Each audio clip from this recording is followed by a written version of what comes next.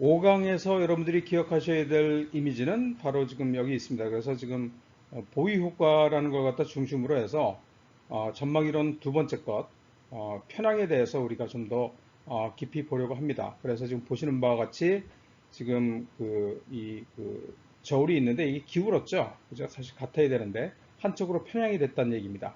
그래서 이 이미지를 갖다 여러분들이 기억하시고 강의를 갖다 들으시면 좋겠습니다. 자, 5장을 시작해 볼게요. 5장에서는 우리가 이제 이 전장, 4장에서 배운 전망 이론, 크게 이제 두 가지로 이루어져 있다 그랬죠. 가치 함수라는 거. 이게 옛날에 그냥 효용 함수, 표준 이론에서는 효용 함수를 갖다 우리가 경제학에서 많이 쓰는데, 이게 행동 경제학에서는 가치 함수라는 게 나온다라고 얘기를 했어요. 그죠? 또 하나 축은 뭐냐면 확률 가중 함수라는 게 있다 그랬죠. 그죠? 그래서 이제 이것들을 갖다 뭐 가치함수 같은 경우에는 특성이 중거점 의존성, 민감도 체감성, 손실 회피성 이런 특성이 있다고 그랬고, 그 다음에 확률 가중함수는 주관적이고 또 확률의 비선형이다.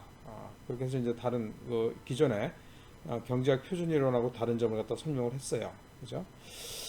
이번 장에는 우리가 어떻게 할 거냐면 4장에서는 이제 리스크가 있는 상황에서 이제 사람들이 어떻게 선택하느냐를 갖다 설명하기 위해서 이제 우리가 전망 이론을 갖다가 소개를 했는데, 이건 이제 리스크가 있을 때 의사결정을 어떻게 하느냐를 갖다 이제 설명한 거예요. 그죠?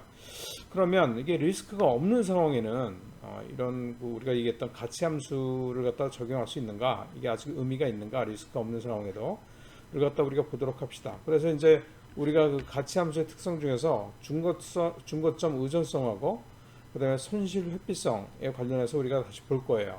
리스크가 없는 상황에서 중거점 의존성이 계속 유지가 되는지, 그다음에 손실 회피성이 유지가 되는지를 갖다 볼 거예요.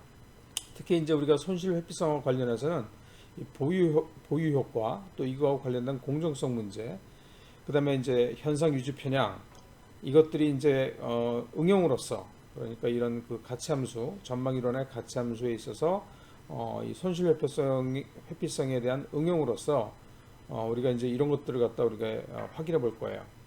자, 그래서 제일 먼저 볼 게 뭐냐면 이제 중거점 의존성하고 그다음에 손실 회피성을 볼 텐데, 이게 무차별 곡선, 표준 경제학 이론, 한계 효용 이론에서 얘기하는 무차별 곡선에 어떻게 이제 응용이 되는지, 뭘 의미하는지를 갖다가 우리가 보도록 합시다. 자, 그래서 우리가 이제 그 표준 이론의 무차별 곡선을 갖다 먼저 여러분들이 뭐 잘 알고 있겠지만, 이 오른쪽 그림을 보면 지금 이게 I는 뭐를 갖다 나타내냐면 indifference, 무차별을 나타냅니다. 그죠? 밑에 있는 R은 뭐냐면 이제 중거점을 얘기를 해요. 중거점, 시작하는 점. 처음 이제 그 사람들이 이제 처해 있는 상황을 갖다가 우리가 R로, 스몰 R로, 사실은 이게 라지 R이고 이거는 이제 스몰 라지 S인데, 이걸 갖다 이제 밑에 첨자로 표시하면서, 즉 R이라는 라지 R이라는 중거점에서의 뭐냐면 인디프런스 커브, 무차별 곡선을 갖다 나타내는 거예요. IR이. 자, 이 IR이라는 이 IR이 이렇게 있는 거죠. 그죠? 위에 모든 상품, 예를 들어서 X하고 Y, 뭐 X, 예를 들어서 여기 같은 경우에는 X1하고 Y1을 갖다 가져가게 되는 거죠. 그죠?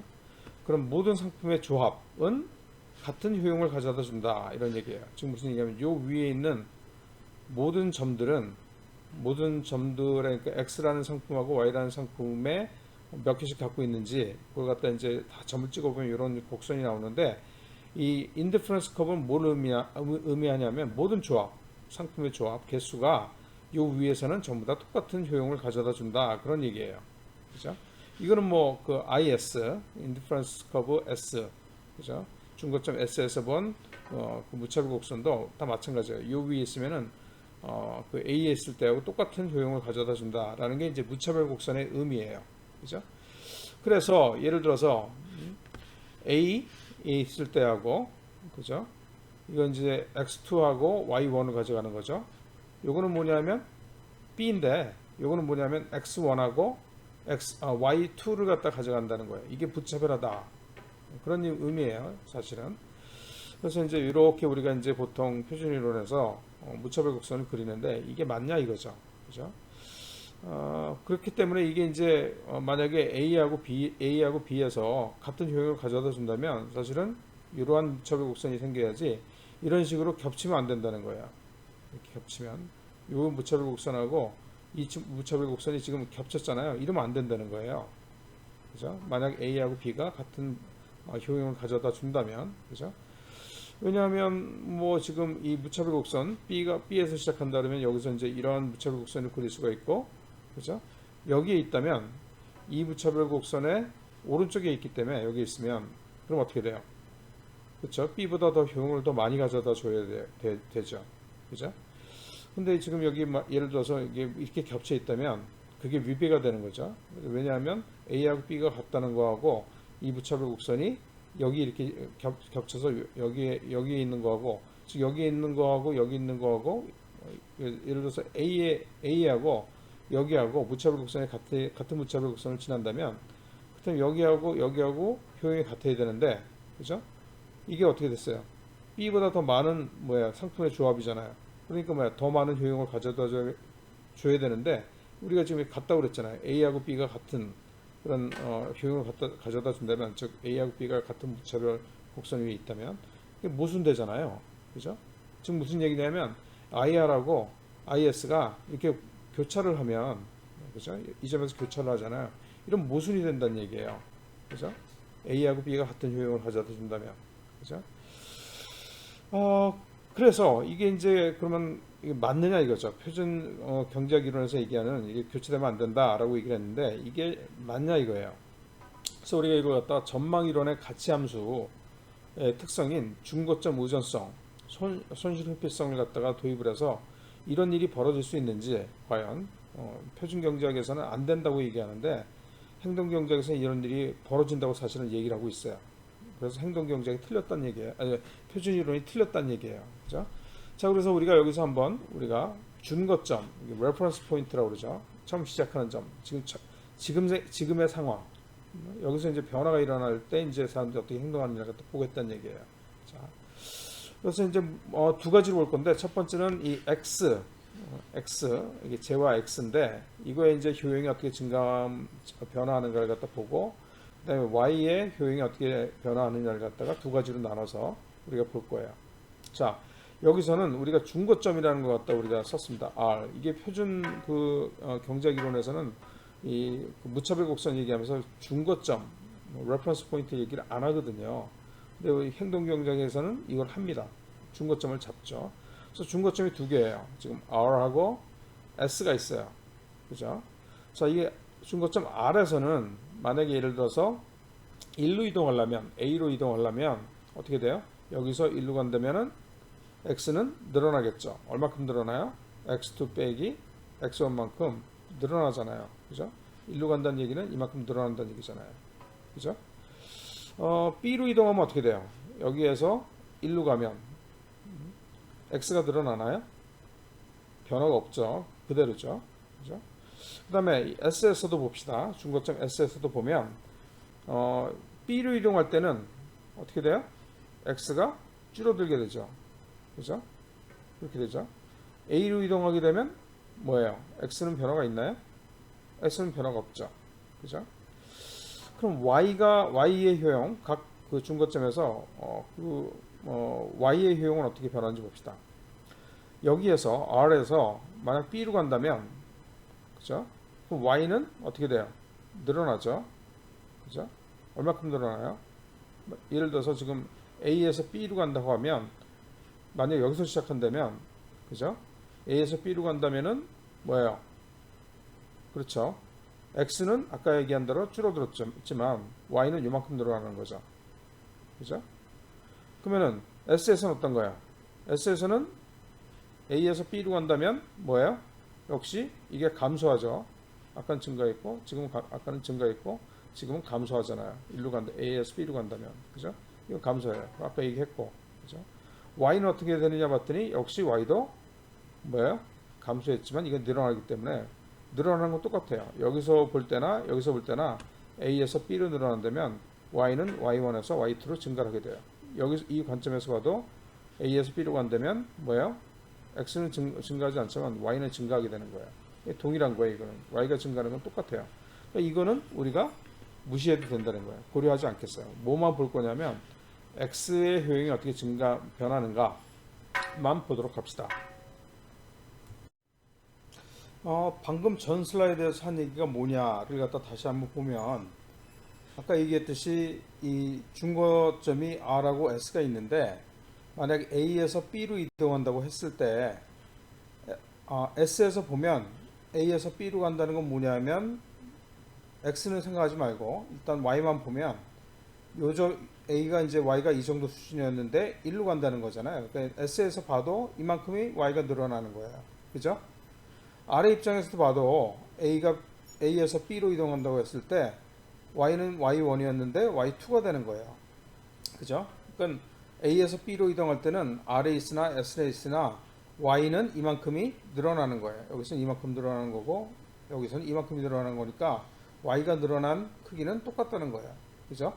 그래서 이거는 이제 이 중거점이 달라져도 Y가 크기는 똑같이 늘어나기 때문에 우리가 고려할 필요가 없어요. 이건 무시하고 뭐만 생각하면 되냐면 X가 어떻게 변하는지 중거점에 의해서 중거점이 변함에 따라서 X가 어떻게 변하는지만 보면 된다. 그런 얘기예요.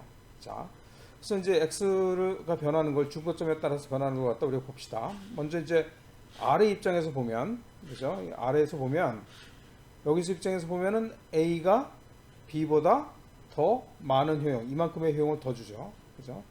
아래 입장에서 보면은 A가 B보다 이만큼이 더 큰 거예요.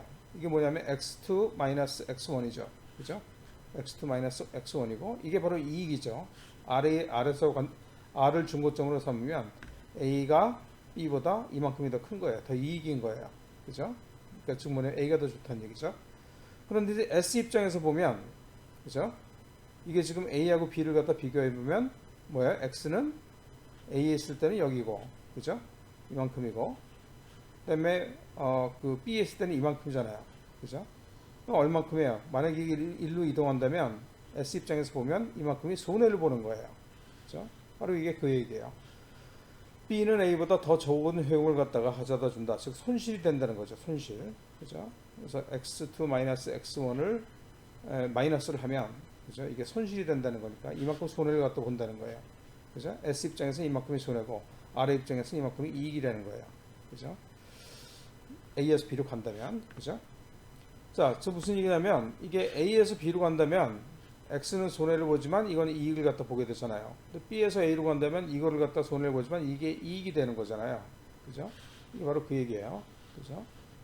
그런데, 지금 본 바와 같이 x2 x1하고, 그죠? 즉, 이익이 될 때 하고, 그 다음에 손해가 될 때 하고, 이게 사실은 크기가 같잖아요. 절대값이. 그죠? 여기다 이제 절대값을 딱 이게 씌우면은, 이익이 되는 건 요거고 손실은 요건데 절대값은 같다는 얘기예요. 즉 이익하고 손실이 같다는 얘기죠. 그죠? 그렇기 때문에 표준 경제학에서는 이게 동일하기 때문에 이만큼 줄이면은 뭐 이렇게 가나 똑같다는 얘기예요. 그죠? 그죠? y를 포기하고 이걸 가거나 그죠? 이걸 포기하고 이걸 가져가거나 이게 가능해진다는 거예요. 이게 똑같다고 보기 때문에. 그런데 전망이로서 우리가 뭐라 그랬냐면 손실 회피성이라는 게 있다고 그랬잖아요. 그죠? 지금 무슨 얘기냐면 이렇게 지금 나타나죠. 이게 뭐냐면 이쪽으로 갈 때는 이익이고 이쪽으로 갈 때는 손실인데 표준이론에서는 이게 똑같다고 그랬잖아요. 표준이론에서는. 그런데 지금 우리가 전망이론에서 손실 회피성 때문에 손실을 더 크게 느낀다고 그랬잖아요. 즉 2.25배 더 크게 더 평가가 된다고 그랬잖아요. 손실이 더 크게 느껴지는 거예요. 즉 뭐냐면 이렇게 갈 때 문제가 없는데 이렇게 가려고 그러면은 이 손실의 크기가 똑같은 게 아니라 이게 2배 이상 된다는 거예요. 그죠? 이렇게 가려고 그러겠어요? 안 가려고 그러죠. 그죠? 이렇게 가는 건 문제가 없는데 이렇게 가는 건 안 가려고 그런단 말이에요.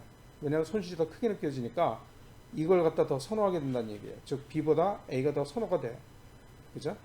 그래서 이 X의 경우에는 중거점의 위치에 따라서 즉 뭐냐면 S에 있느냐 즉 A에서 B로 가느냐 그죠? 아니면 R에 있느냐 즉 B에서 A로 가느냐에 따라서 A하고 B의 무차별 관계가 달라진다는 거예요. 변화한다는 거예요. 즉 무슨 얘기냐면 A가 더 선호된다는 거예요. 그죠? 그래서 선호된다는 건 뭐냐면 어떻게 된다는 얘기야. 무차별 곡선이 이렇게 올라가서 이렇게 올라가야지만 A가 B보다 더 선호되는 거잖아요. 그죠? 그래서 전망 이론에 따르면 뭐예요? 무차별 곡선이 이렇게 겹치게 되는 거예요. 이렇게 겹치게 되는 거예요. 그죠? 즉 무슨 얘기냐면 전망 이론에 따르면 무차별 곡선이 교차할 수 없다는 이런 표준 이론, 이 가정이 전망 이론으로 무너지게 되는 거예요. 그러면 과연 사람들이 정말 손실을 갖다 더 크게 평가하느냐? 그건 이미 우리가 전장에서 봤죠. 사람들은 더 손실을 갖다가 크게 평가를 한다고 그랬잖아요. 그러니까 그 얘기는 뭐냐 하면 바로 무차별 곡선이 A가 B보다 더 선호된다는 얘기고, 그 얘기는 뭐냐면 이렇게 이 무차별 곡선이 IS가 IR을 갖다 이렇게 잘라서 올라간다는 얘기예요. 그래야지만 B보다 A가 더 선호가 될 테니까. 그죠? 지금 무슨 얘기하면은 표준 경제학에서 얘기하는 경제학 이론에서 얘기하는 무차별 곡선이 뭐야? 교차할 수 없다라는 그런 가정이 무너지게 되는 겁니다. 그래서 방금 본 것처럼 이 중거점이 달라지면 사람들의 선호가 바뀐다 이런 얘기예요. 그죠? 바뀌지 않는다는 게 이제 표준 이론의 가정인데, 즉 이 무차별 곡선이 겹치지 않는다. 그죠? 그런데 실제로 우리가 실험을 해서 내린 결론은 뭐냐면 이 중거점, 처음 시작하는 점에 따라서 보는 시각이 어디냐에 따라서 뭐예요? 이 선호도가 바뀌어요. 그죠? 그래서 겹친다는 얘기예요. 표준 이론의 그런 기본적인 가정이 깨진다는 얘기죠. 그 다음에 두 번째로 이제 우리가 볼 게 뭐냐면 우리 손실 회피성이죠. 첫 번째가 이제 중거점 의존성이고, 두 번째가 이제 손실 회피성이에요. 로스 어버션. 이게 이제 또 그 인간 행동에 미치는 영향이 있는데, 그게 말하면 뭐냐면 보유 효과하고 현상 유지, 스테이터스 퀘어 바이어스라는 거예요. 그죠? 자, 그래서 보유 효과라는 건 뭐냐면 이제 테일러가 얘기를 한 거죠. 테일러가 이게 뭐냐면 물건이나 상태, 여기 상태라는 건 뭐냐면 재산, 지위, 권리, 의견 이런 것들이에요. 이런 게 상태예요. 그래서 물건이나 상태를 갖다가 실제로 보유하고 있을 때, 소유하고 있을 때, 가지고 있지 않을 때보다 그 자체를 더 높이 평가하는 걸 갖다 보유 효과라고 얘기해요. 세일러가 얘기를 했어요. 자, 예를 들어서 이런 거죠. 1950년도에 5달러를 갖다 주고 구입한 와인이 현재 100달러다. 그런 가치가 있다라는 거예요. 그럼에도 불구하고 사람들은 이걸 갖다 팔 생각을 안 해요. 그죠? 그 다음에 똑같은 와인 지금 다시 살 경우에는 100달러로 그 100달러의 가치가 있는데 35달러 이상은 30 또는 35% 이상은 주지 않으려고 한대요. 이게 바로 뭐냐면 보유 효과의 예라고 할 수 있어요. 그렇죠? 그래서 이게 보유 효과가 이게 손실 회피성의 뭐 예이다, 사례이다라고 얘기했는데, 첫 번째 이유는 뭐냐면 소유 물건을 매각하는 거는, 물건을 갖다가 파는 거는 물건을 잃었기 때문에 손실로 간주를 하고 사람들이, 그죠? 구입할 때는 물건을 갖다가 가지게 되니까 그건 물건을 이익으로 느낀대요. 그죠? 매각할 때는 물건을 잃는 손실로, 구입할 때는 물건을 이익으로 느낀다라는 거예요. 그죠? 두 번째 그 손실회피성의 사례, 즉 보유 효과가 손실회피성의 예인, 사례인 이유는 뭐냐면 구입을 위해 지불하는 돈은 손실로 느끼고 매각하여 받는 돈은 이익으로 느낀대요. 그죠? 그런데 이게 지금 두 가지 예인데, 여기 밑에 지금 다시 표를 갖다 그렸어요. 그죠? 지금 무슨 얘기냐면 물건이 있고 돈이 있잖아요.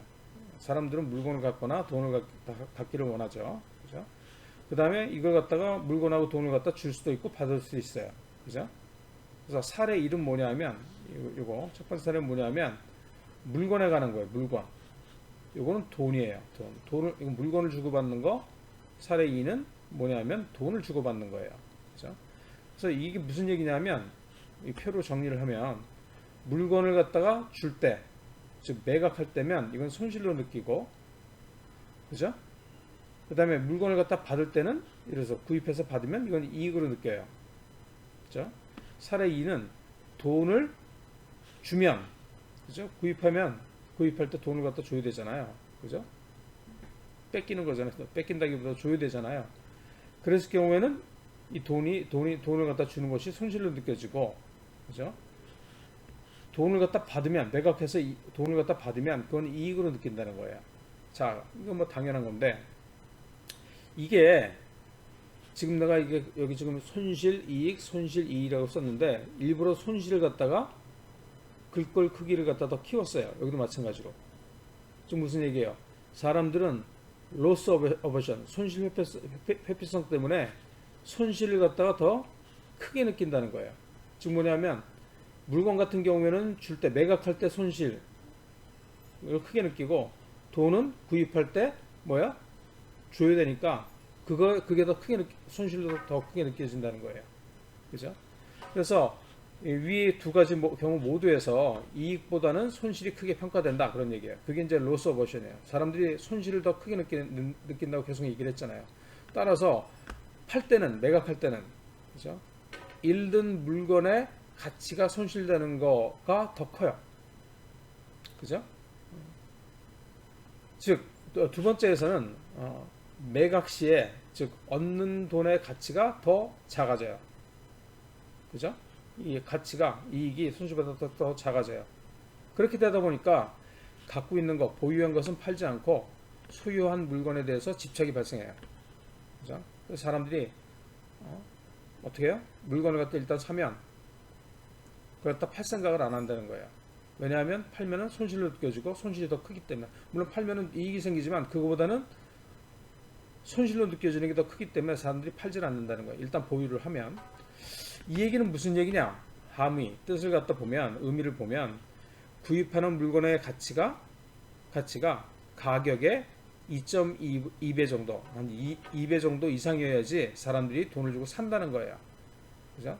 같은 가치라면 안 산다는 거죠. 근데 일단 사면 어떻게 돼요? 물건의 가치가 계속 보유하려고 한다는 거죠. 지금 무슨 얘기냐면 물건의 가치가 2.25배 높다고 광고를 하거나 아니면 값이 2.25분의 1만큼 싸다고 해야지 사람들이 구입을 한다는 거예요. 그러니까 2배 이상 싸다 또는 2배 이상 물건의 가치가 있다 라고 해야지 사람들이 물건을 갖다 사고, 그렇게 물건을 갖다 구입하고 나면 계속 보유하려고 하는 성향이 바로 보유 효과다 라고 얘기할 수 있어요. 그래서 일반적으로 같은 금액의 기회비용, 그 다음에 실제로 지불한 비용을 갖다 비교를 하면 사람들이 실제로 지불한 비용이 더 크다고 느껴요. 그죠? 이걸 갖다 이제 보유 효과로 설명을 하면 지불 비용은 손실, 이거는 손실로 느끼고, 기회 비용은 실제적인 손실이 아니라고 느껴요. 아직 얻지 못한 이익은 아직까지 얻지 못한 이익을 갖다 실제로 손실이라고 느끼지 않아요. 그죠? 그러다 보니까 손실, 이 비용, 지불한 비용이 과대평가된다, 그런 얘기예요. 자, 이게 무슨 말이냐? 우리가 이걸 갖다 증명한 크네시하고 신덴이 이 보유 효과를 갖다 증명하는 그런 실험을 했는데, 어떤 거냐면 그 두 개로 그룹을 나눴어요. 그래서 한 그룹에는 추적권을 주고 다른 그룹에는 $2를 줬대요. 그죠? 이게 복권 같은 거죠, 추천권은. 그죠? 그 다음에 다른 그룹한테는 현금 $2를 줬어요. 그 다음에 이제 딱 준 다음에, 야, 너 당신들 바꾸고 싶으면 바꿔라. 거래할 수 있는 기회를 줬대요. 그죠? 결과가 어떻게 나왔냐면, 실제로 그러니까 추적권을 가진 사람이 $2를 갖다가 하고 바꾸자라고 얘기하거나, $2 가진 사람이 추적권 가진 사람하고 바꾸자고 한 사람이 없었다는 거예요. 지금 무슨 얘기냐면, 양쪽 그룹 모두 자신이 보유한 것이 상대방의 것보다 더 좋다고 평가를 한 것이다 라고 얘기를 하고 있어요. 그렇죠? 물론 이렇게 결과가 나온 거는 이럴 수도 있죠. 예를 들어서 우연히 추적권 높게 평가하는 사람들한테는 추적권이 주어지고, 현금을 갖다 높게 평가하는 사람들에게는 현금이 주어질 때는 이런 결과가 나올 수가 있겠죠. 그런데 그게 가능한가요? 무작위로 뽑아가지고 사실 그룹을 두 개로 나눠가지고 준 건데, 그렇게 될 가능성이 희박하죠. 이렇게 딱 둘로 나눠질 가능성이 희박하잖아요. 추적권 좋아하는 사람한테 추적권을 쭉 가고 전부. 그다음에 현금을 좋아하는 사람들 그룹이 또 우연히 그룹 2가 돼서 그 사람들한테는 현금만 가고 이럴 가능성이 사실 희박하잖아요. 그죠? 그렇기 때문에 이 경우에 있어서 보유 효과가 발생한 것으로 봐야 된다라는 게 이제 크네시하고 신덴의 결론이에요. 그죠? 물론 이제 크네시하고 신덴이 다른 그 보유 효과에 관련해서 다른 실험도 했습니다. 두 번째 실험인데 여기에서 이제 그룹을 갖다 세 개로 나눴어요. 그죠? 그리고 이제 실험실 상황이기 때문에 뭐 교환하는데 돈도 안 들고 시간도 안 들고 이동 거리도 없어요. 그러니까 거래 비용이 없다는 얘기예요. 그죠? 바로 그냥 해버리면 돼요. 물론 이제 발생을 하겠지만 굉장히 작다는 얘기죠. 그죠? 그래서 첫 번째 그룹한테는 머그컵을 주면서 뭐라고 그랬냐면 400g의 초콜릿 바하고 교환이 가능하다라고 얘기를 해줬어요. 두 번째 그룹은 400g의 초콜릿을 주면서 이거를 머그컵으로 교환이 가능하다라고 또 얘기를 해줬어요. 그죠? 근데 세 번째 그룹은 뭐냐면 자기 두 가지 중에서 머그컵하고 그 400g짜리 초콜릿하고 자신이 좋아하는 걸 갖다 고르라고 세 번째 그룹한테는 얘기를 했어요. 자, 어떤 결과가 나왔을까요? 다음에서 봅시다. 자, 크네시하고 신덴이 이 두 번째 그 실험을 했는데 그 이유는 뭐냐면 첫 번째 실험에서는 이 추천권하고 2달러를 갖다가 주고서 각 그룹한테 주고서 바꿔라 그랬는데 안 바꿨다 그랬잖아요. 그랬더니 이제 반론이 뭐냐면 그거 추천권을 원래 좋아하던 사람한테 추천권이 다 가고 현금을 좋아하는 사람들한테 다 현금이 다 주어진 거 아니냐. 그렇게 이제 사람들이 문제를 갖다 제기하니까 그러냐 그럼 한번 실험을 다시 해보겠다 그래서 두 번째 실험을 한 거예요. 그래서 두 번째 실험에서는 아까 얘기한 것처럼 첫 번째 그룹한테는 머그컵을 주고 초콜릿바하고 바꾸겠느냐 물어본 거고 두 번째 그룹한테는 초콜릿바 400g짜리 주면서 머그컵으로 교환하겠느냐 라고 물어본 거예요. 그죠? 그런데 여기 추가해서 세 번째 그룹한테는 머그컵하고 초콜릿 주면서 뭐 어떤 거든지 관계 없으니까 자기가 좋아하는 거 가져라 라고 선택을 하도록 했어요. 자, 결론이 어떻게 나왔냐면 첫 번째 그룹은 89%가 머그컵을 선호했어요. 원래 자기가 받은 대로 교환이 거의 없었어요. 11%는 이제 초콜릿으로 바꿨다는 얘기죠. 그다음에 두 번째 그룹은 즉 초콜릿을 갖다 받은 그룹은 계속 초콜릿을 갖다 선호를 했다 그런 얘기예요. 즉 뭐냐면 10%만 뭐예요? 머그컵으로 바꿨다는 얘기예요. 그죠? 재밌는 건 세 번째죠. 그냥 원하는 거 골라라 그랬더니 거의 반반의 비율로 선택을 했대요. 즉 뭐냐면 머그컵 50%, 그죠? 초콜릿 50% 이렇게 선택을 했다는 거예요. 지금 무슨 얘기냐면 원래 선호도는 머그컵과 초콜릿의 선호도는 반반 거의 비슷하다는 거였죠. 그런데 뭐예요? 먼저 머그컵을 갖다 준 그룹은 머그컵을 계속 갖고 싶어 했고 초콜릿을 갖다 먼저 받은 그룹은 계속 초콜릿을 갖다 갖고 싶어 했다는 거죠. 즉 보유 효과가 발생했다 그런 얘기예요. 자, 그래서 다시 한번 이걸 해석을 하면 머그컵하고 초콜릿에 대한 평가, 그 다음에 선호, 이거는 한쪽으로 치우친 게 아니냐라고 이제 의문을 제기하니까 우리가 실험을 해서 보니까 머그컵 선호도는 그룹 1에서는 89%, 그룹 2에서는 10%밖에 안 됐어요. 그죠? 그 다음에 초콜릿 선호도는 그룹 1에서는 11%, 그룹 2에서는 90%였죠. 그죠? 지금 무슨 얘기냐면 그룹에 따라서 선호도가 많이 차이가 나는 거예요. 그런데 그렇죠? 아까 우리가 그룹 3에서 보니까 거의 반반이라고 그랬잖아요. 선호도는 사실은. 그죠? 즉 그룹 3에서 증명된 선호도가 초콜릿하고 머그컵하고 유사하다는 그런 명제하고 모순이 되는 거예요. 그죠? 즉 얘하고 모순이 되잖아요. 지금 반반이래야 되는데 89%, 반반이래야 되는데 90%를 갖다가 선호를 했잖아요. 모순이 되죠. 이 얘기는 이거는 어떻게 설명될 수 있냐면 사람들이 보유 효과가 있어서 이게 강하게 작동했기 때문에 뭐예요? 먼저 받은 거를 갖다가 더 갖고 계속 보유하려고 하는 성질 때문에 이러한 결과가 나왔다. 그죠? 실제 선호도는 반반임에도 불구하고 보유 효과가 발동해서 먼저 받은 걸 갖다가 계속 가지고 있으려고 하는 그런 현상이 나타났다라고 설명하고 있습니다. 물론 이제 여기에 대한 또 반론이 또 있죠. 그러니까 시장이 계속 이제 거래를 하다 보면 그런 시장의 압력, 그다음에 또 학습에 의해서 보유 효과는 줄어들 것이다 라고 또 얘기를 갖다 해요, 사람들이. 근데 이제 카나먼하고 크래시하고 테일러하고 그래? 그럼 우리가 더 그러면 사람 수 늘려볼게. 시장 상황하고 유사하게 만드는 걸 실험을 해볼게. 그래서 700명 정도를 갖다가 같이 실험 참가자들 갖다가 모집을 해서 실험을 해봤어요. 근데 그 실험에서 보유 효과가 역시 뭐예요? 시장과 같이 많은 사람이 서로 상호작용하는 그런 상황에서도 지속된다는 걸 갖다 확인했다고 해요. 그러니까 지금 무슨 얘기냐면 보유 효과가 있다. 즉 사람들은 뭐예요? 일단 자기가 가지고 있으면 그게 더 좋은 거라고 생각하고 계속 가지고 있으려고 하는 그런 성향을 갖다 보인다 이런 얘기예요. 자, 보유 효과에 대해서 우리가 좀 더 그 원인을 갖다 한번 살펴보도록 합시다. 이게 보유 효과가 발생하는 이유는 뭐냐면 사람들이 받는 거, 수취하는 거하고 주는 거, 지불하는 거하고 다르게 느낀다는 거예요. 그죠? 아까 우리가 잠깐 봤지만 지금 무슨 얘기냐면 사람들이 물건, 권리, 자연환경, 경제 상태, 뭐 건강 상태 등을 내놓고 포기하고 뭐 예를 들어서 팔기 위해서 내놓고 그 대가로 희망하는 최소의 금액, 값. 그걸 갖다 뭐라 그러냐면 수취 의사이기라고 얘기합니다. WTA, willingness to accept. 받아들이기를 갖다 희망하는, 그죠? 그리고 하는 그런 금액을 갖다 우리가 WTA라고 그래요. 그죠? 대가로 이제 받는 최소한의 그런 그 값, 돈을 갖다 우리가 수치 의사액이라고 그럽니다. 그거하고 그죠? 내놓을 때 대가를 갖다 받을 때 얼마를 갖다 받기 원하느냐 그거하고 손에 넣기 위하여 지불할 만하다고 생각하는 최대값, 그죠? 그거는 이제 지불 의사액이라고 얘기하죠.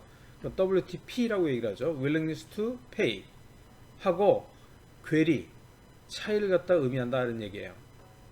그런데 결론부터 얘기하면 willingness to accept, 그죠? WTA가 WTP보다 더 커요. 일반적으로, 그죠? 상당히 큽니다. 사실은 2배 이상 차이가 나요. 그죠? 여기다 2를 곱해야지 이거랑 비슷해져요. 미니멈 2를 곱해야지. 사실은 뭐 7배까지 차이 난다고 하는데 이게 뭐냐면 이거는 뭐예요? 받는 거죠. 이거는 주는 거예요. 그죠? 이게 같지가 않다는 거예요. 똑같은 금액이라도 가치를 갖다 다르게 평가한다는 얘기예요. 자, 이거 좀 더 자세하게 봅시다. 신고전파 효용이론, 기대 효용이론에서는 이게 지금 WTA하고 WTP하고 차이, 이거 지금 위글이라고 그러는데 물결 이게 이제 뭐뭐의 차이를 갖다 나타낼 때 이제 마이너스로 한 거고 이제 그 차이 그냥 계산하는 게 아니라 그 둘 간의 그런 차이, 수치의 차이를 갖다 나타낼 때 이렇게 위글 이걸 갖다 쓰기도 하는데 이게 뭐냐면 WTA하고 WTP의 차이, 그죠? 요거는 그러니까 신고전파 효용이론, 표준 이론에서는 이게 별로 차이가 안 난다는 거예요. 거의 비슷하다고 좀 가정을 해요. 지금 무슨 얘기냐면 가치에 대한 평가, 그죠? 받을 때나 줄 때나 평가가 값에 대한 평가가 유사하다고 가정해요. 그죠? 가정을 하죠. 그래서 WTP하고 WTA하고 거의 비슷한 거야. 똑같은 거야. 라고 가정을 합니다. 그렇지만 실험을 해보니까 이러한 가정이 안 맞더라는 거죠. 그죠? 그래서 카나먼하고 크네스가 이 WTA하고 WTP의 차이를 갖다 조사를 해봤어요. 결과가 뭐였냐면 WTA가 WTP의 2배에서 17배까지 차이가 났대요. 그러니까 엄청 사람들이 이게 더 크다고 생각을 하는 거예요. 그죠? 받을 때의 가치가 훨씬 더 큰 거예요. 줄 때의 가치보다. 100불을 갖다 받았을 때 가치하고 100불을 갖다 줬을 때의 가치가 표준 경제학 이론에서는 거의 같다고 보는데 행동 경제학에서 보니까 실험을 해보니까 뭐예요? 받았을 때 가치가 훨씬 더 크다는 거예요. 얘보다 WT 줬을 때의 그런 그 가치보다. 그죠? 자, 그래서 행동 경제학에서는 이 WTA하고 WTP하고 같지 않다고 봅니다. 근데 이거는 표준 경제학의 그런 이론 핵심이 뭐냐면 무차별 곡선은 교차할 수 없다. 이거에 대해서 아까 우리가 또 봤지만 상당히 심각한 타격을 줍니다. 그죠? 즉 무슨 얘기냐면 표준이론, 경작의 표준이론에서는 x를 보유하는 경우에 x를 y와 교환하는 것이 무차별하다면 y를 보유하는 경우 y를 x와 교환하는 것도 무차별하여야 한다라고 가정을 해요. 즉 무슨 얘기냐면 a나 b나 무차별 곡선 위에 있으면은 a에서 b로 간다. 즉 뭐냐면 y를 포기하고 x를 가져가는 거나 그 다음에 b에 있다면 b에서 뭐예요? x를 갖다 포기하고 그 다음에 y를 갖다 가져가는 거나, 그죠? 이게 왔다 갔다 해야 되는 거예요. 똑같다는 거예요. 그 효용이. 여기서 이걸 포기하고 더 가져가는 거나 b에서 이걸 포기하고 y를 더 가져가는 거나, 그죠? 똑같은 효용을 갖다 가져다 준다는 거죠. 그죠? 그게 이제 표준 경작 이론에서 가정이에요, 가정. 그죠? 그래서 이런 과정을 하면서 이걸 갖다 뭐라고 불렀냐면 무차별 곡선에 있어서 가역성, 그죠? 가역, 거꾸로 갈 수 있다는 거예요. 그죠? 그러니까 이렇게 가거나 이렇게 가도 똑같다는 거죠. 이렇게 가서 이거 포기하고 이거 더 가져가거나 x를 포기하고 y를 더 가져가거나 왔다 갔다 해도 효용은 같다는 거예요. 그죠? 그죠? 그래서 여기 나온 대로 a와 b를 갖다 옮겨 다녀도 효용은 같다. 이게 이제 표준 그 경제학의 표준 이론이에요. 이게 맞냐 이거죠. 지금 방금 본 것처럼 표준 경제학에서는 뭐 이 A하고 B하고 왔다 갔다 하는 게 똑같이 이 양이 크기가 같으면, 그죠? 여기 포기하고 이만큼 가져가고 이거 포기하고 이만큼 가져가고 이렇게 서로 가역적으로 왔다 갔다 할 수 있다. A, B로 왔다 갔다 해도 그 효용이 같다라고 얘기를 하고 있어요. 근데 그게 이제 아니라면, 지금 무슨 얘기냐면 받을 때하고 줄 때하고, 그죠? 가치를 갖다 다르게 평가한다면 그럼 이 가역성, 왔다 갔다 하는 게 불가능해지는 거죠. 위배되는 거예요, 가역성이. 그죠? 지금 무슨 얘기냐면 이전에 보았듯이 중거점이 다르면 두 무차별 곡선이 교차하는 걸 봤잖아요. 그렇게 되기 때문에 무차별 과정이 깨지게 됩니다. 이거를 갖다가 크네시가 무차별 곡선의 비가역성을 갖다가 이게 정말 맞는지, 가역성이 맞는지를 갖다 확인해 봤어요. 혹시 이거 비가역적인 거 아니야? 라고 확인하기 위해서 실험을 했는데 전화 인터뷰로 실험을 했다고 합니다. 그래서 그룹이 두 개가 있어요. 그죠? 그룹 1이 있고 그룹 2가 있는데 각각에 어떻게 물어봤냐면 그룹 1한테는 사고 확률이 0.5%에서 1%로 줄어들면 1%로 늘어나면, 그죠? 더불어 사고를 갖다 당할 확률이 늘어나는 거죠. 0.5% 늘어나는 거죠. 그러면 그것 때문에 700불이 소득이 감소한다. 이거 받아들일 수 있냐? 오케이? 물어봤어요. 그죠? 그래서 이거 갖다 물어봤고, 두 번째 그룹한테는 사고 확률이 1%에서 0.5%로 줄어들면 좀 사고를 갖다 덜 당하는 거죠. 그러면 그걸 위해서 700불을 갖다 지출하겠느냐? 그죠? 지출하겠느냐? 라고 물어봤어요. 그죠? 이 얘기는 뭐냐면 이 오른쪽 그림에서, 그죠? 첫 번째 그룹의 중거점은 여기에 있는 거예요. 즉 뭐냐면 여기에서 만약에 사고 확률이 0.5%에서 1%로 증가를 하면 소득이 700불 감소하는 걸 갖다 받아들이겠느냐? 그게 첫 번째 그룹한테 한 질문이고, 두 번째 그룹한테 한 질문은 뭐냐면 여기 있는 거예요. 그 그룹 2의 중거점은 여기에 있는 거예요. 그죠? 즉 뭐냐면 사고 확률이 1%에서 0.5%로 줄어들면 뭐예요? 이걸 위해서 700불을 갖다 지출하겠느냐? 그죠? 그래서 만약에 둘 다 지출하겠다 그러면, 그죠? 소득 감소 오케이, 지출 오케이, 둘 다 100%다 대답하면 왔다 갔다 하는 거죠. 그죠? 이게 대체가 되는 거예요. 100%. 그죠? 자, 그래서 여기서 여기 가느냐, 여기서 여기 가느냐 갖다가 뭐 괜찮냐 물어보니까 답이 참 재밌게 나왔습니다. 어떻게 나왔냐면 첫 번째 61%가 첫 번째 질문에 그룹의 61%가 나 받아들일 수 없다 라고 얘기를 했어요. 그 얘기는 뭐냐면 첫 번째 그룹한테 야, 너 저기 우리 그 사고 확률이 0.5에서 1.0으로 늘어났어. 그죠? 그랬을 때 뭐야? 700불의 소득이 감소해. 오케이? 물어봤는데 사람들이 61%가 no라고 얘기했어요. 즉 뭐냐면 이거보다는 뭐야? 더 소득이 감소한다고 보는 거예요. 즉 뭐냐면 700불 감소? 아니야. 사실은 더 내려가는 거야. 여기까지. 즉 여기로 이동한다고 보는 거예요. 무슨 말인지 알겠죠? 그러니까 0.5로 예를 들어서 0.5에서 1로 증가를 하게 되면 사고 확률이 소득 감소가 이만큼이 아니라 사실 이만큼까지 더 감소를 많이 한다는 거예요. 즉 1로 이동한다는 거예요. 즉 61%가 이거는 받아들일 수 없어. 1%로 증가했다고 소득이 700만 감소하나 더 하는 거야. 그죠? 즉 뭐냐면 확률이 증가해서 생기는 손해가 700불 이상이라는 얘기예요. 그죠? 즉 여기서 나온 것처럼 확률의 증가 손해 가치는 700불보다 더 크다는 얘기예요. 그죠? 그래서 그럴 경우에 얘하고 얘가 뭐예요? 서로 무차별한 거죠. 그죠? 확률이 늘어서 얘가 줄어든다면 이만큼까지 줄어드는 게 맞아 라고 보는 거예요. 그랬을 경우에 이 두 개가 빨간색 점 두 개가 무차별해지기 때문에 어떻게 되냐면 무차별 곡선을 갖다가 이렇게 연결할 수가 있겠죠. 그죠? 자, 그 다음에 두 번째 그룹도 봅시다. 지금 1%에서 여기에서 0.5%로 줄었어. 그죠? 그럼 너 그거 700불 낼래? 라고 물어본 거예요. 즉 B에서 A로 가는 거 오케이? 물어본 거예요. 그랬더니 재미있게도 73%가 NO라고 얘기했어요. 난 700불까지 못 내겠다는 얘기예요. 즉 뭐냐면 700불은 너무 크다 이거예요. 즉 뭐냐면 확률 감소해서 생기는 이익의 가치가 700불까지는 안 돼 라고 73%가 얘기를 한 거예요.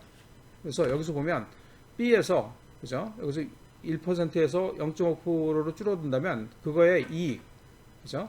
확률이 감소하는 이익은 700까지 안 가고 한 요 정도까지밖에 안 돼. 그렇게 얘기를 하는 거죠. 즉 뭐냐면 여기에서 어디로 이동을 하냐면 바로 여기로 이동을 한다는 거예요. 700까지는 안 간다는 거예요. 그죠? 즉 1%에서 5%로 줄면 이거 위해서 뭐예요? 내가 한 500불까지 낼게. 700불은 아니야. 라고 하는 사람이 73%라는 거죠.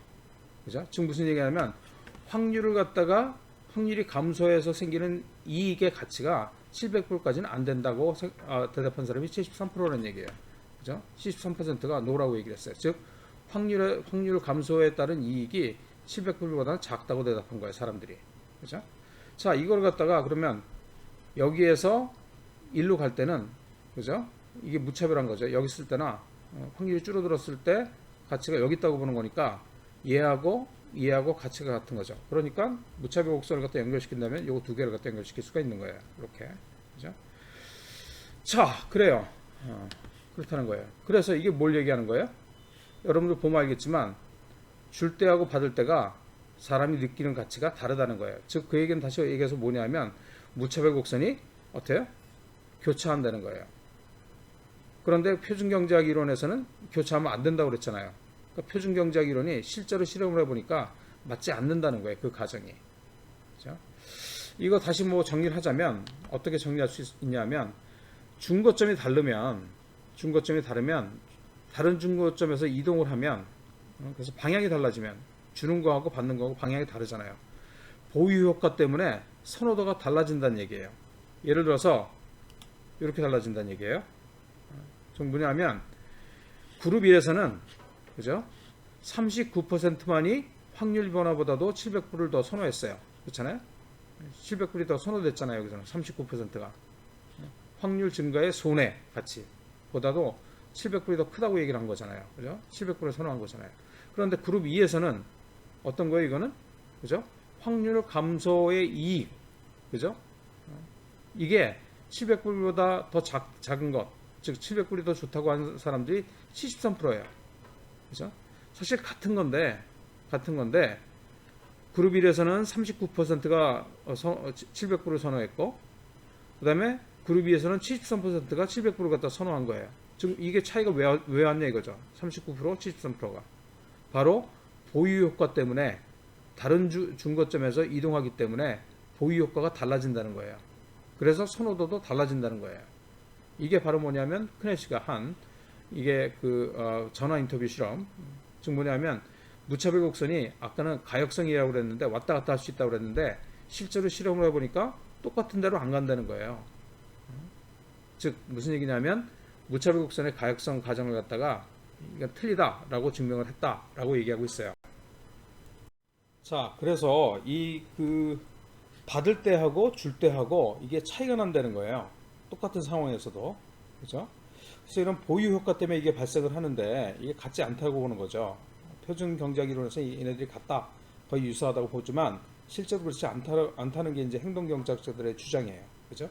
그래서 WTA하고 WTP가 괴리가 생기는데 이게 공공정책을 갖다가 공공정책의 그런 이론적인 기초인 비용 편인 분석에서도 굉장히 중요한 그런 그 문제를 갖다 이야기하죠.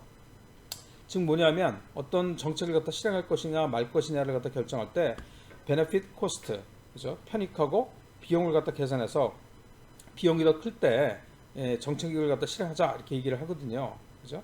그런데 사회의 모든 구성원들의 그런 비용과 편익을 갖다 계산해서 이제 판단을 하는데 문제는 뭐냐면 공원, 그죠? 이런 공원 등의 그런 편익, 환경, 그래서 뭐 경관 이런 것들에 대한 편익은 시장에서 거래되는 재화가 아니에요. 그러니까 가격이 없어요. 그렇기 때문에 편익을 갖다 측정하기가 어려워요. 그래서 가상적인 시장을 갖다가 설정을 해서 사람들한테 물어봐요. 얼마 낼래? 얼마까지 받을래? 이걸 갖다 제공하려면 이런 식으로 물어본다고요. 그죠? 이걸 갖다 우리가 CVM이라고 그럽니다. 상황적 가치 평가법이라고 얘기하는데 뭐 이거 Contingent Valuation Method라고 얘기를 해요. 가상가치 평가법이라고도 얘기를 합니다. 가상가치 평가법. 여기서 지금 그 경제학자가 아니기 때문에 보통 경제학에서는 가상가치 평가법이라고 얘기하는데 여기서는 상황적 가치 평가법이라고 얘기를 했어요. 잘못 번역이 된 거로 보여요. 하여튼 그래서 CVM이라는 걸 통해서 사람들한테 물어봐요. 뭘 물어보냐면 WTA를 갖다 물어볼 수도 있고 WTP를 갖다 물어볼 수도 있는데 얘네들이 같다고 거의 같다고 이제 가정을 하고 그렇게 아무거나 물어보는데 이게 만약에 WTA하고 WTP가 다르면 그죠? 어떤 걸 갖다 사용해야 되느냐 이게 굉장히 중요한 문제라는 거죠. 그래서 테일러가 실험을 했어요. 어떤 실험을 했냐면 그 실험실 학생 대상으로 했는데 뭐 금전적인 그 유의는 인센티브는 별로 없는 그런 실험이었어요. 학생들 상대로 했는데 그래서 익숙한 세팅도 아님에도 불구하고 시사점이 뭐 많은 시사점이 나왔다고 얘기를 하는데 이게 뭐냐면 첫 번째 질문은 뭐냐면 당신은 일주일 내에 사망할 가능성이 매우 높은 병원군에 감염될 위기에 놓였다. 그렇죠? 이게 가상적인 그런 시나리오죠. 가상적인 시장이라고 얘기할 수도 있고 감염 확률은 0.001%, 0.001 얼마예요? 그러면 이게 0.1%죠. 그죠? 그랬을 경우에 치료 만약 걸렸다. 그러면 치료를 위해서 얼마까지 지불하겠는가 물어봤어요. 지불하겠는가, 돈을 내겠는가. 그래서 WTP죠. 그죠? Willingness to pay. 그러니까 사람들이 전형적인 답이 한 200불, 20만 원 정도 되는 거죠. 22만 원. 그죠? 두 번째 질문은 뭐였냐면 같은 상황이잖아요. 같이 그런 감염병 걸릴 수 있는 그런 상황인데 이 병의 연구를 위해서 자원봉사자를 갖다 모집한다라고 하고 자원봉사 업무를 수행했을 때 감염 확률이 0.001 아까하고 똑같아요. 감염 확률은 같아요. 그래서 치료가 불가능하면 최소 얼마를 받으면 이 자원, 그러니까 치료가 불가능하다는 얘기 뭐냐면 이제 걸렸다는 얘기죠. 걸렸다면 최소 얼마를 받으면 이 자원봉사에 응모할 것인가 라고 물어봤어요. 즉 뭐냐면 얼마를 받을 것인가 물어봤더니 전형적인 답이 얼마냐면 willingness to accept가 받고자 하는 돈이 10,000불이어서 10,000불, 1,000만 원. 그죠? 그러니까 같은 상황임에도 불구하고 이게 주는 건지 받는 건지에 따라서 뭐예요? 이렇게 차이가 많이 난다는 거예요. 이게 지금 몇 배 차이 나는 거죠? 한 5배, 5배가 더 차이 나네요. 50배 차이 나네요. 그죠? 그렇죠? 그렇죠. 50배가 차이 아니죠. 5배 차이 나는 거죠. 아니네. 50배 맞네요. 미안합니다. 하여튼 50배나 차이 나는 거야. WTP하고 WTA하고. 이게 참 황당하죠. 그러니까 이 그 실험 결과는 뭘 얘기하는 거냐면 우리가 표준 경제학에서 WTP하고 WTA하고 거의 비슷하다고 보는데 실험을 해보니까 그렇지 않다는 거예요. WTA의 예하고 우리가 이제 WTP의 예를 갖다 보면 예를 들어서 WTA는 만약에 지금 공해를 갖다 발생시키는 그런 행위를 하고 있는데 만약에 그걸 갖다 안 하게 되면 얼마를 받으면 안 하겠느냐 이렇게 물어볼 수가 있는 거예요. 반면에 똑같은 문제를 갖다가 공예 문제를 갖다가 그죠? 얼마를 갖다 지불을 하면 이 만약에 그 공예가 없어진다면 얼마를 지불하겠느냐 이렇게 물어볼 수 있는 거예요. 사실 같은 걸 물어보는데 이제 방향이 다른 거죠. 중고점이 하나는 받는 거고 하나는 주는 거예요. 그죠? 지불하는 거예요. 그래서 이거 갖다 이제 뭐 바로 전 슬라이드에서도 봤지만 이 사람들이 이게 WTA하고 WTP가 다르다는 거죠. 표준 경제학 이론에서는 이게 이제 비슷하다라고 얘기를 했는데 다르다는 걸 갖다 방금 봤어요. 실험을 했더니 다르게 나타났잖아요. 그죠? 그래서 이제 그 호르비츠하고 맥코넬이 이런 관련 WTA하고 WTP를 갖다가 이제 비교한 45개의 그런 연구를 취합을 한 다음에 결론을 내린 게 뭐냐면 이 받는 거 WTA는 WTP의 7배 정도 된다. 이런 결론이 나왔어요. 그러니까 아까 뭐 굉장히 차이가 많았는데 두 배에서 뭐 17배, 20배 이렇게 차이가 난다고 그랬는데 다 평균을 해서 보니까 한 7배 정도 차이가 나는 거로 이렇게 나왔습니다. 그리고 이제 시장에서 통상 거래되는 상품은 사실은 이렇게 비율을 보면 작고 공공재나 환경 같은 비시장재의 그런 비율이 물론 이제 이런 연구에서는 더 컸다 이런 얘기예요. 그죠? 그다음에 또 이제 학생이 아닌 일반 대상으로도 이제 그 연구를 했는데 비율이 그렇게 크게 달라지지 않는다. 그죠? WTA가 WTP보다 훨씬 크다 그런 얘기예요. 그죠? 네, 반복해서 평가해도 이러한 차이, 그러니까 학습을 통해서 시장 압력을 통해서 이게 차이가 줄어들 것이라고 가정을 하는데 실제로 실험을 해보니까 그런 차이가 괴리가 해소가 되지 않았다 그런 얘기예요. 자, 이 얘기는 뭐냐면 결론적으로 WTA하고 WTP가 같지 않다는 거예요. 같지 않다는 게 살짝 같지 않은 게 아니라 굉장히 많이 차이가 난다 그런 얘기예요. 이게 만약 사실이라면 같지 않다면 여러분들 뭐 유명한 그 경제학자죠. 로널드 코스라는 사람이 있습니다. 로널드 코스인데 이 사람이 노벨 경제학상까지 받았어요. 뭘로 받았냐면 코즈의 정리, 코즈 theorem이라는 걸 가지고 노벨 경제학상까지 받았어요. 이게 뭐냐면 두 명의 이해 대립자와 두 명의 이해 대립자의 거래 관계에 대한 정리인데 예를 들어서 이런 겁니다. 공장주가 있어요. A라는 그죠? 그다음에 이제 강의 주인은 누구냐면 이제 B라고 얘기를 합시다. 그죠? 그래서 공장에서 공해가 발생시키는 재화를 갖다 생산해요. 그래서 이제 B한테 피해를 갖다 끼치게 되는 거죠. 그러면 이제 A하고 B의 이해관계가 충돌하게 됩니다. 그죠? 그래서 이제 A는 공장 주인은 강의 오염물질을 갖다 배출할 권리를 나는 가지고 있다라고 얘기할 수 있고, 그 다음에 강의 주인 또는 강을 갖다 사용하는 사람들은 이게 왜 네 거냐, 우리들 거 아니냐, 오염물질이 강에 유입되는 것을 막을 권리가 있다고 이제 얘기를 하는 거죠. 그래서 이제 B가 A를 갖다 만나서 이제 협상을 하게 됩니다. 그래서 누가 자신의 권리에 더 많은 가치를 부여하는가에 따라서 거래가 이제 성립이 되는데, 이 코즈는 뭐라고 그랬냐면 공해 유발자 A가 나쁘다는 것을 극복을 하고 이해를 해주고, 그죠? 그 사람들 먹고 살기 위해서 그러는 거니까. 그다음에 양측 권리가 시장에 거래될 수 있도록 정부가 법, 제도를 정비하는 것이 정리해서 편익을 갖다 극대화시킬 수 있다라는 그런 정리, 테오리움을 갖다 만들었어요. 근데 문제는 뭐냐면 이게 지금 받는 사람하고 주는 사람이잖아요. 그죠? 예를 들어서 그 공장의 주인은 지불을 해야 되고 그 다음에 강의 주인은 받아야 되는데 이게 만약 같지 않다면 주는 사람하고 받는 사람하고 다르다면 그 가치가 그러면 이게 성립을 갖다 이 거래가 성립이 안 될 거 아니에요. 그죠? 그래서 이런 가정하에서 우리가 이제 코즈의 정리가 이제 만들어졌는데 이게 만약에 성립하지 않는다면 더 이상 코즈의 그 정리는 성립을 안 하는 거죠. 그죠? 이게 왜 그러냐면 이게 같지 않은 이유는 준거점이 다르기 때문에 그런 거예요. 한 사람은 주고 한 사람은 받기 때문에 주는 만큼 가치를 갖다 느끼지 않는다는 얘기예요. 그죠?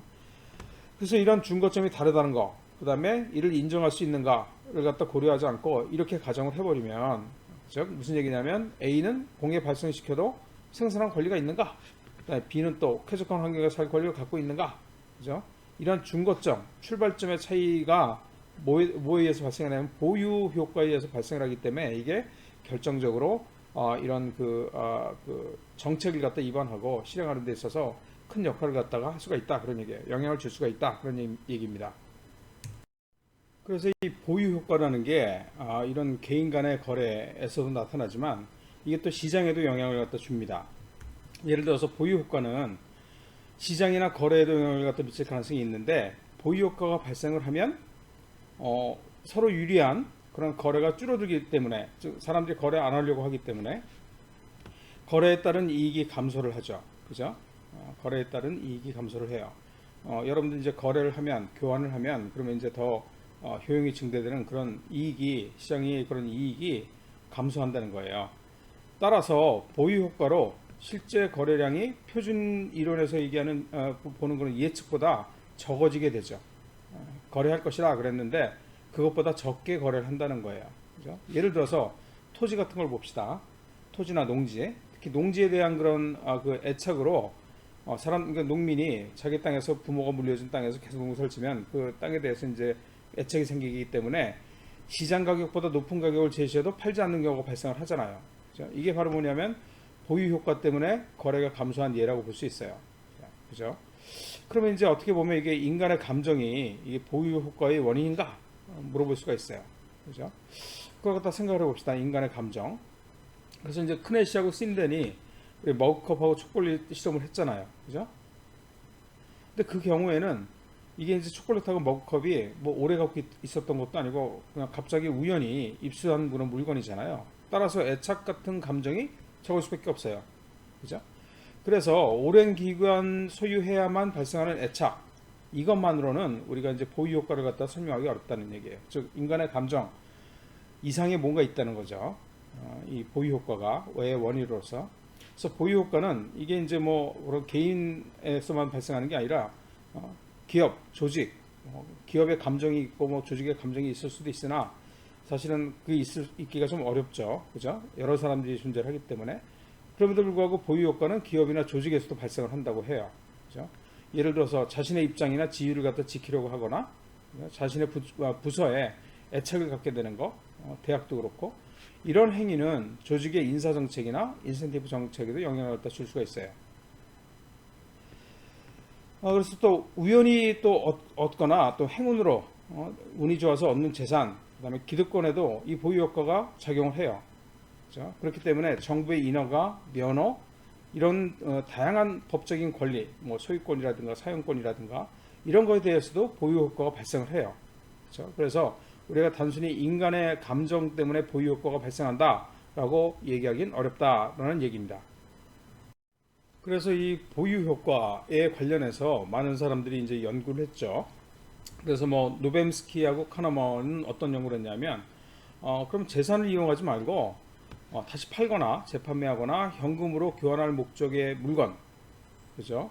예를 들어서 토큰 같은 거 그런 물건의 경우에는 보유 효과가 발생하지 않을 것으로 예상을 했어요. 그래서 실험을 해봤더니 뭘로 했냐면 시장에서 사용 가치가 없고 바로 현금화할 수는 없는 토큰 있잖아요. 토큰, 버스 토큰, 뭐 여러분들이 이게 뭔지 뭐 지역 화폐 그런 종이로 된 거 있잖아요. 그런 것들을 갖다 얘기하는 거예요.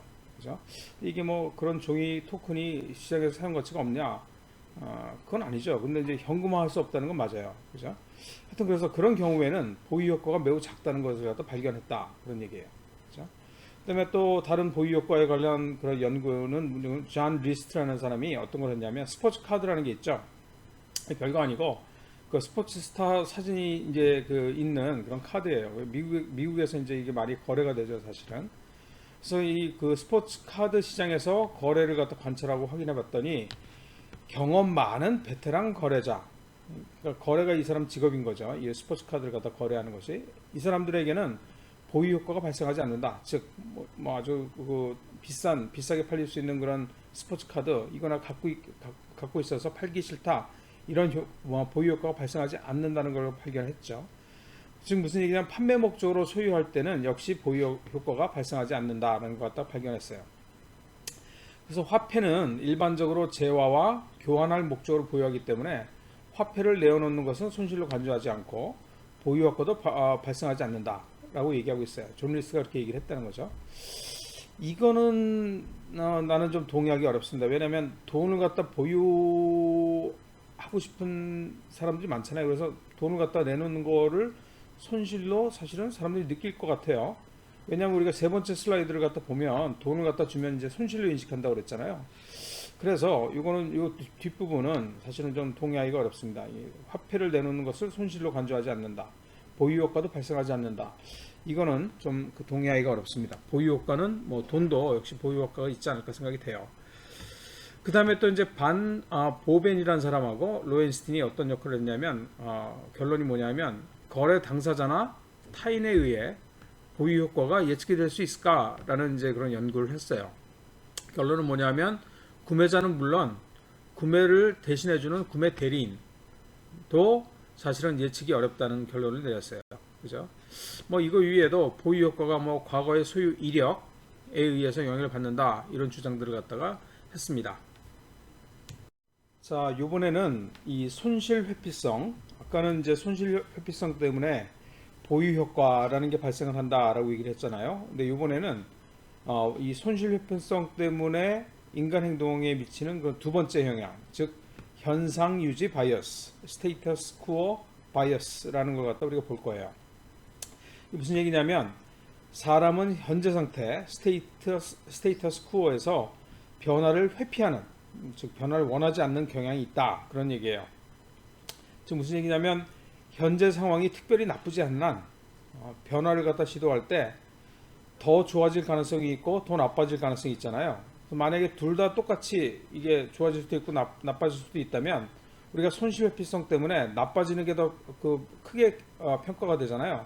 그렇게 되기 때문에 그 손실 회피성 때문에 나빠질 가능성이 더 크다고 생각하기 때문에 현상을 갖다 계속 유지하려는 그런 경향, 그런 편향이 생긴다 이런 얘기예요. 그죠? 그래서 이것 때문에 이제 세뮤얼슨하고 잭 하우저가 이제 실험을 했죠. 실험이 뭐냐면 그룹 1과 그룹 2, 사실은 그룹 3도 있습니다. 이게 지금 교과서에도 잠깐 나왔는데 중요한 건 그룹 1과 그룹 2니까 이걸 갖다 이제 우리 비교해 보도록 합시다. 그래서 그룹 1은 뭐냐면 뭐라고 되어 있냐면 당신은 신문의 경제면을 열심히 읽는 사람이다. 그러니까 좀 안다는 거예요. 상식이 있다는 거예요. 투자나 이런 거에 대해서. 지금까지 투자할 돈이 없었으나 최근에 작은 할아버지로부터 거액의 현금을 받았다. 증여받았다. 상속받은 거예요. 그래서 이 현금을 가지고 그죠? 새롭게 시작하는 거기 때문에 중고점이 없어요. 그죠? 그러니까 지금 뭐냐면 스테이터스 쿠어가 없는 거예요. 지금 나온 대로 난 스테이터스 쿠어라는 거예요. 그룹 1은. 그죠? 그래서 포트폴리오를 갖다 이제 만들어야 되는데 첫 번째는 뭐냐면 리스크가 크지 않은 회사의 주식에 투자하는 것. 두 번째는 리스크가 꽤 있는 큰 회사에 투자하는 거. 주식에. 세 번째는 뭐냐면 채무성 채권, 국가가 발행한 채권에 투자하는 거. 그 다음에 지방정부가 발행한 지방채에 투자하는 것. 그죠? 그래서 1에서 4까지가 이제 포트폴리오가 있는데 여기서 어디에 투자하겠느냐 물어보고 선택을 할 거 아니에요? 그 다음에 이제 나중에 이 초기에 선택한 것이 유지가 되는지를 갖다 봤어요. 두 번째 그룹은 뭐 그룹 1하고 비슷한데 뭐가 추가되냐면 스테이터스 코어가 추가가 됐어요. 즉 뭐냐면 할아버지로부터 유산을 상속받았는데 그게 현금도 있고 그죠? 이미 투자된 포트폴리오로 형성된 중고점이 있는 즉 스테이터스 코어가 있는 증권도 받았어요. 같이. 그러니까 1에서는 현금만 받아서 자기가 이제 투자를 갖다 마음대로 하면 되는 거고 2에서는 현금에다가 이미 투자된 증권을 갖다 증여받은 거예요. 그죠? 그러니까 이 차이는 뭐냐면 여기는 스테이터스 코어가 없는 거고 새로 시작하는 거고 현금을 가지고 아무데나 투자할 수 있는 거고 두 번째는 이미 투자된 그 증권이 있는 거예요. 그러니까 여기는 스테이터스 코어가 있는 거예요. 그죠? 그래서 증권의 대부분은 별로 리스크가 크지 않은 그런 회사에 투자되어 있다. 그런 얘기예요. 지금 보면 이제 여기 지금 나와 있죠. 그룹 1은 현금, 스테이터스 코어가 없고, 그죠? 그룹 2는 스테이터스 코어가 있다. 즉 뭐냐면 증권까지 같이 받은 거예요. 대부분 리스크가 작은 주식에 투자되어 있는 그런 상황이에요. 나머지는 다 같아요. 그죠? 그래요. 그래서 여기도 마찬가지로 이렇게 첫 번째 같이 1번 리스크가 작은 주식 그죠? 같이 새롭게 투자하는 것이 아니라 기존의 투자를 갖다 유지할 것인가 라는 점이 이제 그룹 1과 다른 점입니다. 즉 그룹 2에게는 스테이터스 코어가 있는 질문을 한 거예요. 그 다음에 이제 어떤 걸 선택하겠느냐 물어보고 초기의 선택이 유지가 되는가를 갖다 관찰을 했어요. 결과를 보면 재밌습니다. 여기 지금 밑에 결과를 갖다 간단하게 정리한 건데 그룹 1과 비교하여 그룹 2에서 현상 스테이터스 코어를 갖다 유지하는 것이 관찰이 되었다. 그죠? 그 다음에 선택 대안이 늘어나면 늘어날수록 현상 유지 선택은 강해진다. 이걸 다 완전히 이해하려면 여러분들이 논문을 읽어봐야 돼요. 근데 이제 교과서에서는 자세하게 설명을 안 해서 여러분들이 되게 헷갈릴 수가 있는데 논문을 갖다 여러분들이 다운받아가지고 볼 수가 있습니다. 그래서 논문의 결과를 갖다 보면 이게 이제 한 개 대안이 있을 때, 두 개 대안이 있을 때, 세 개 대안이 있을 때, 네 개 대안이 있을 때까지 쭉 나오는데 이건 지금 네 개 대안이 나온 네 개의 대안이 있을 때, 즉 하나, 둘, 셋, 네 개 대안이 있을 때, 그죠? 여기 네 개잖아요, 그죠? 있을 때 결과를 갖다 지금 여기다 표시를 한 거예요. 그래서 해보니까 대안이 적을 때보다 대안이 더 많아지면 많아질수록 초기 선택을 갖다가 유지하는 그런 현상 유지 그런 경향이 강해진다 그런 얘기예요. 그래서 지금 보면 예를 들어서 이게 그 리스크가 크지 않은 moderate 그런 주식 투자 같은 경우에는 18명 중에서 7명이 뭐예요? 현상 스테이터스 코어를 갖다 유지했다는 거예요. 그룹 2에서는. 그죠? 반면에 그룹 1에서는 즉 초기 선택 때 초기 그 스테이터스 코어 현상이 없는 스테이터스 코어가 없는 그런 그룹에서는 93명 중에서 27명이 바꿨다고 해요. 그죠? 그 현상을 유지했다고 해요. 지금 무슨 얘기냐면 마더리 그러니까 리스크가 작은 그런 주식 투자 같은 경우에 그룹 1에서는 29%가 현상을 유지를 했고 그룹 2에서는 39%가 유지를 했대요. 더 많이 하는 거죠. 그죠? 그다음에 투자 위험이 높은 그런 주식 같은 경우에는 29명 중에 8명이 유지를 했고 28%. 그죠? 그다음에 그룹 1에서는 뭐예요?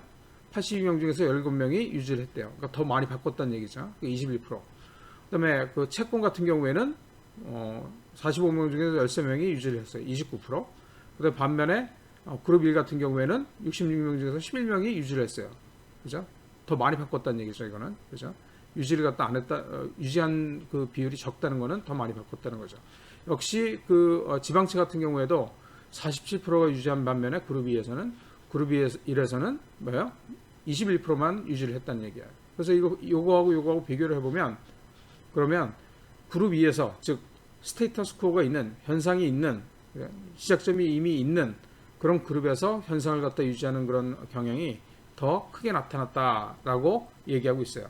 그룹 3은 사실은 이게 초기 현상이 여러 개로 섞여 있어서 중립적인 그렇게 디자인을 한 거죠.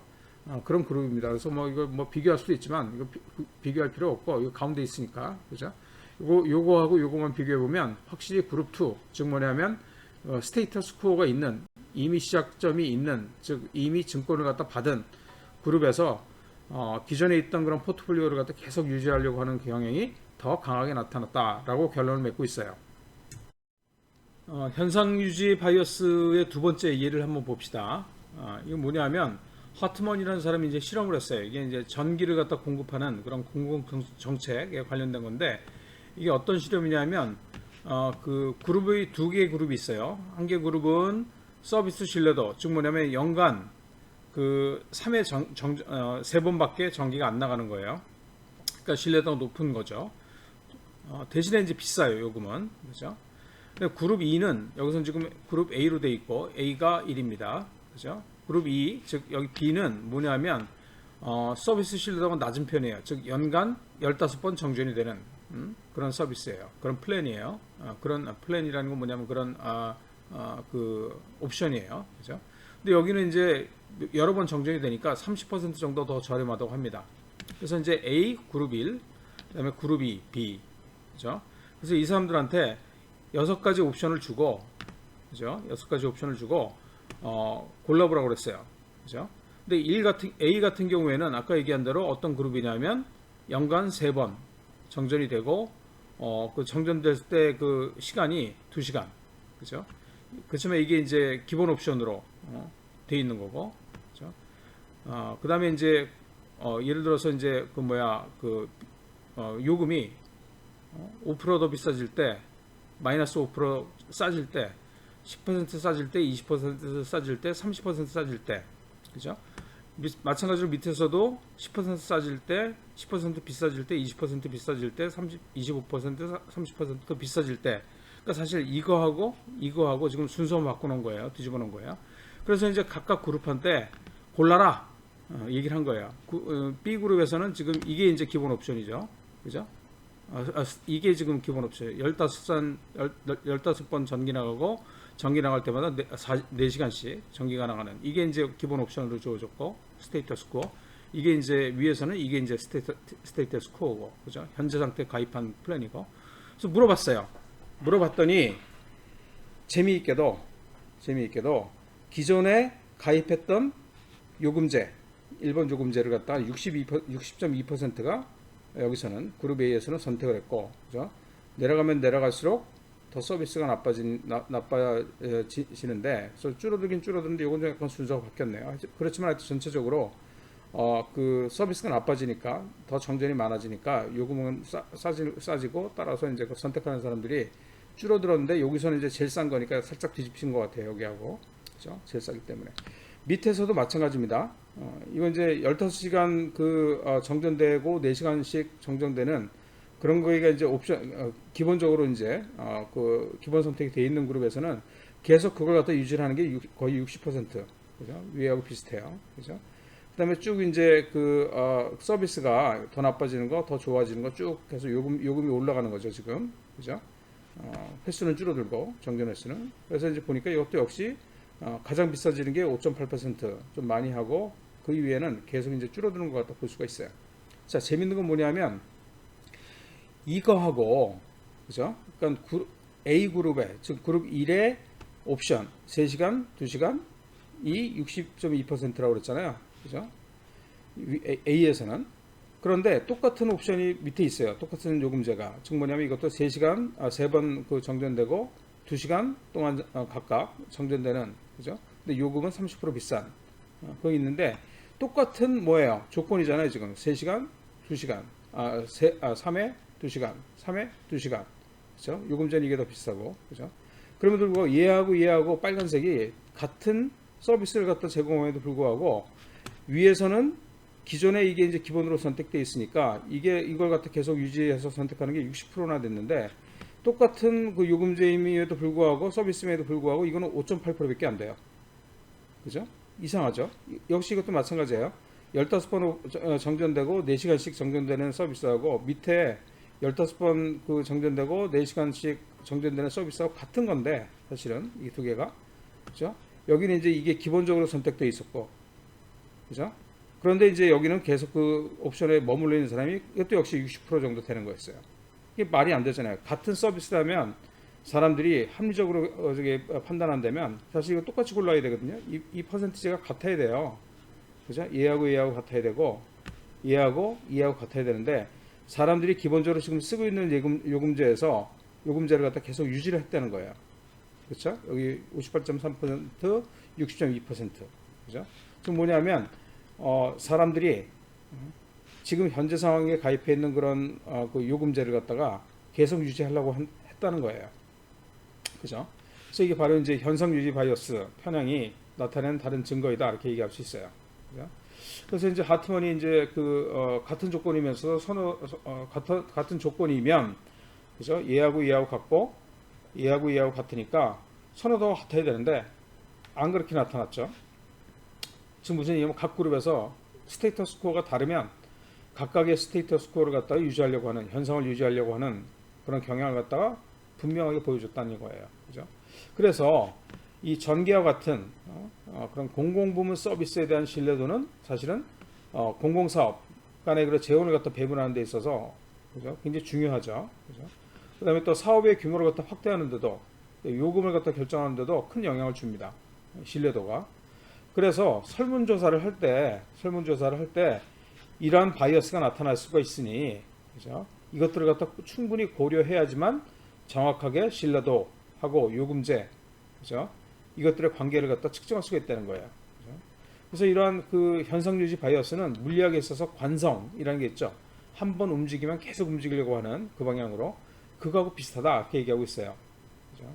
그래서 이제 현상 유지는 뭐 그 기업 관습에 따라 그 현직을 갖다 한 번 더 재임하게 한다든지, 그죠? 아니면 같은 브랜드를 갖다 계속 구입한다든지, 아니면 한 번 직장을 들어가면 그 직장에 웬만하면 계속 있으려고 한다든지, 이런 것들이 이런 현상 유지 바이어스의 그런 그 예의다 이렇게 얘기할 수 있어요. 그래서 이런 현상 유지 바이어스는 정박 효과의 일종이다라고 얘기할 수 있어요. 정박 효과는 닻을 내리는 거죠, 그죠? 그러니까 초기에 어떤 거를 갖다가 어떤 상황인지가 그런 중거점이 생기면 그거에 의해서 많이 벗어나지 못한다는 거죠. 조금 돌아온다는 얘기예요, 그죠? 그래서 이제 현상 유지 바이어스는 정박 효과의 일종이다라고 또 얘기하고 있습니다. 지금 우리가 본 그 손실 회피성, 그것 때문에 이제 보유 효과하고 그다음에 현상 유지 편향이 이제 발생한다라고 얘기했는데, 그 중에서 손실 회피성, 그다음에 그거로 인한 보유 효과 때문에 공정성 문제가 또 이제 관련돼서 제기가 됩니다. 즉 뭐냐면 이 보유 효과가 이 공정성에 영향을 준다는 거예요. 공정성을 바라보는 시각에. 이게 무슨 얘기냐면 이 밀접한 관련이 있다라는 얘기예요. 그래서 이제 이게 뭐냐면 행위, 상태 변화가 공정한지는 준거점, 그죠? 보유 효과가 이제 준거점 때문에 발생한다고 그랬잖아요. 준거점 및 준거점에서의 이동 방향에 기반해서 이제 공정성을 갖다 판단하는 경향이 있다라는 얘기예요. 이게 무슨 얘기냐면 카너만하고 크네스가 이제 실험을 했는데, 어떤 실험이냐면 두 개의 그런 질문을 갖다 다른 그룹에 한 거예요. 즉 뭐냐면 첫 번째 질문은 작은 커피숍이 있는데 거기 종업원이 한 명 있어요. 6개월 동안, 지난 6개월 동안 시급 1시간에 $9를 받았어요. 그래서 가게가 순조롭게 운영이 되다가 최근에 그 인근에 공장이 폐쇄되는 바람에 일하는 사람이 적게 들잖아요. 그러니까 당연히 장사도 잘 안 되겠죠. 그러니까 이제 실업자가 증가를 했어요. 그러면서 이제 다른 유사 규모 가게에서도 이제 뭐 임금을 갖다 내려서 7달러에 이제 고용을 갖다 시작하게 했어요. 그래서 이제 커피숍 주인이 다 내렸으니까 나도 내려야지. 그래서 기존에 9불 받던 그 종업원한테 7불로 임금을 갖다 내려버렸어요. 그죠? 그래서 이게 사람들한테 공정하냐, 수용하냐, 아니면 불공정하냐, 수용 못하겠느냐 물어봤더니 이 경우에 있어서는 사람들이 불공정하다고 대답한 사람들이 83%, 뭐 공정하다, 뭐 수용할 수 있다가 17%였어요. 그죠? 그 다음에 다른 질문은 뭐였냐면 작은 커피숍, 물론 다른 사람들한테 물어봤겠죠. 작은 커피숍에 종업원이 이제 한 명 있고 6개월간 9불 받았고 다 똑같아요. 여기까지는, 그죠? 여기까지는 다 똑같아요. 그런데 그 가게 주인이 종업원이 그만두게 됐어요. 그래서 주인이 새로 사람을 뽑았는데 그때부터는 7달러를 갖다 주기 시작한 거예요. 그죠? 그러면 이걸 갖다가 수용할 수 있냐, 공정하냐, 불공정하냐 물어봤더니 재미있게도 이렇게 되니까 사람들이 73%가 뭐 공정해, 그럴 수 있어, 수용할 수 있어 라고 대답하고, 그래도 불공정해 라고 얘기한 사람이 27%였다는 거죠. 바뀐 거죠. 그러니까 위하고 아래하고 다 같은 상황인데 이것만 달라진 거예요. 이거는 기존에 일을 하던 종업원의 월급을 깎은 거, 시급을 깎은 거고, 이거는 그 사람이 기존에 일하던 사람이 그만두고 새롭게 시작하는 거야. 새로 그 종업원을 갖다가 채용한 경우예요. 여기서는 불공정하다 그러고, 그죠? 여기서는 공정하다고 얘기를 하는 거예요. 그죠? 그래서 똑같이 7불인데 여기서는 불공정, 여기서는 뭐야? 공정. 이라고 얘기했다는 건 뭐냐면, 그죠? 이게 보는 시각에 따라 달라진다는 거예요. 공정성이라는 게. 그죠? 자, 그래서 이게 무슨 얘기냐면, 어떤 의미냐면, 첫 번째 같은 경우에 거래 상대방, 종업원의 권리를 갖다 침해해서 기업의 이익을 올리는 것은 불공정하다고 판단한 거고, 이번에 같은 경우에 있어서 기업의 준거점인 이익이 위협받을 때는 상대방, 그죠? 종업원의 희생을 무릅쓰고 기업의 이익을 지키는 것은 불공정하지 않다, 공정하다, 이렇게 사람들이 생각한다는 거예요. 그죠?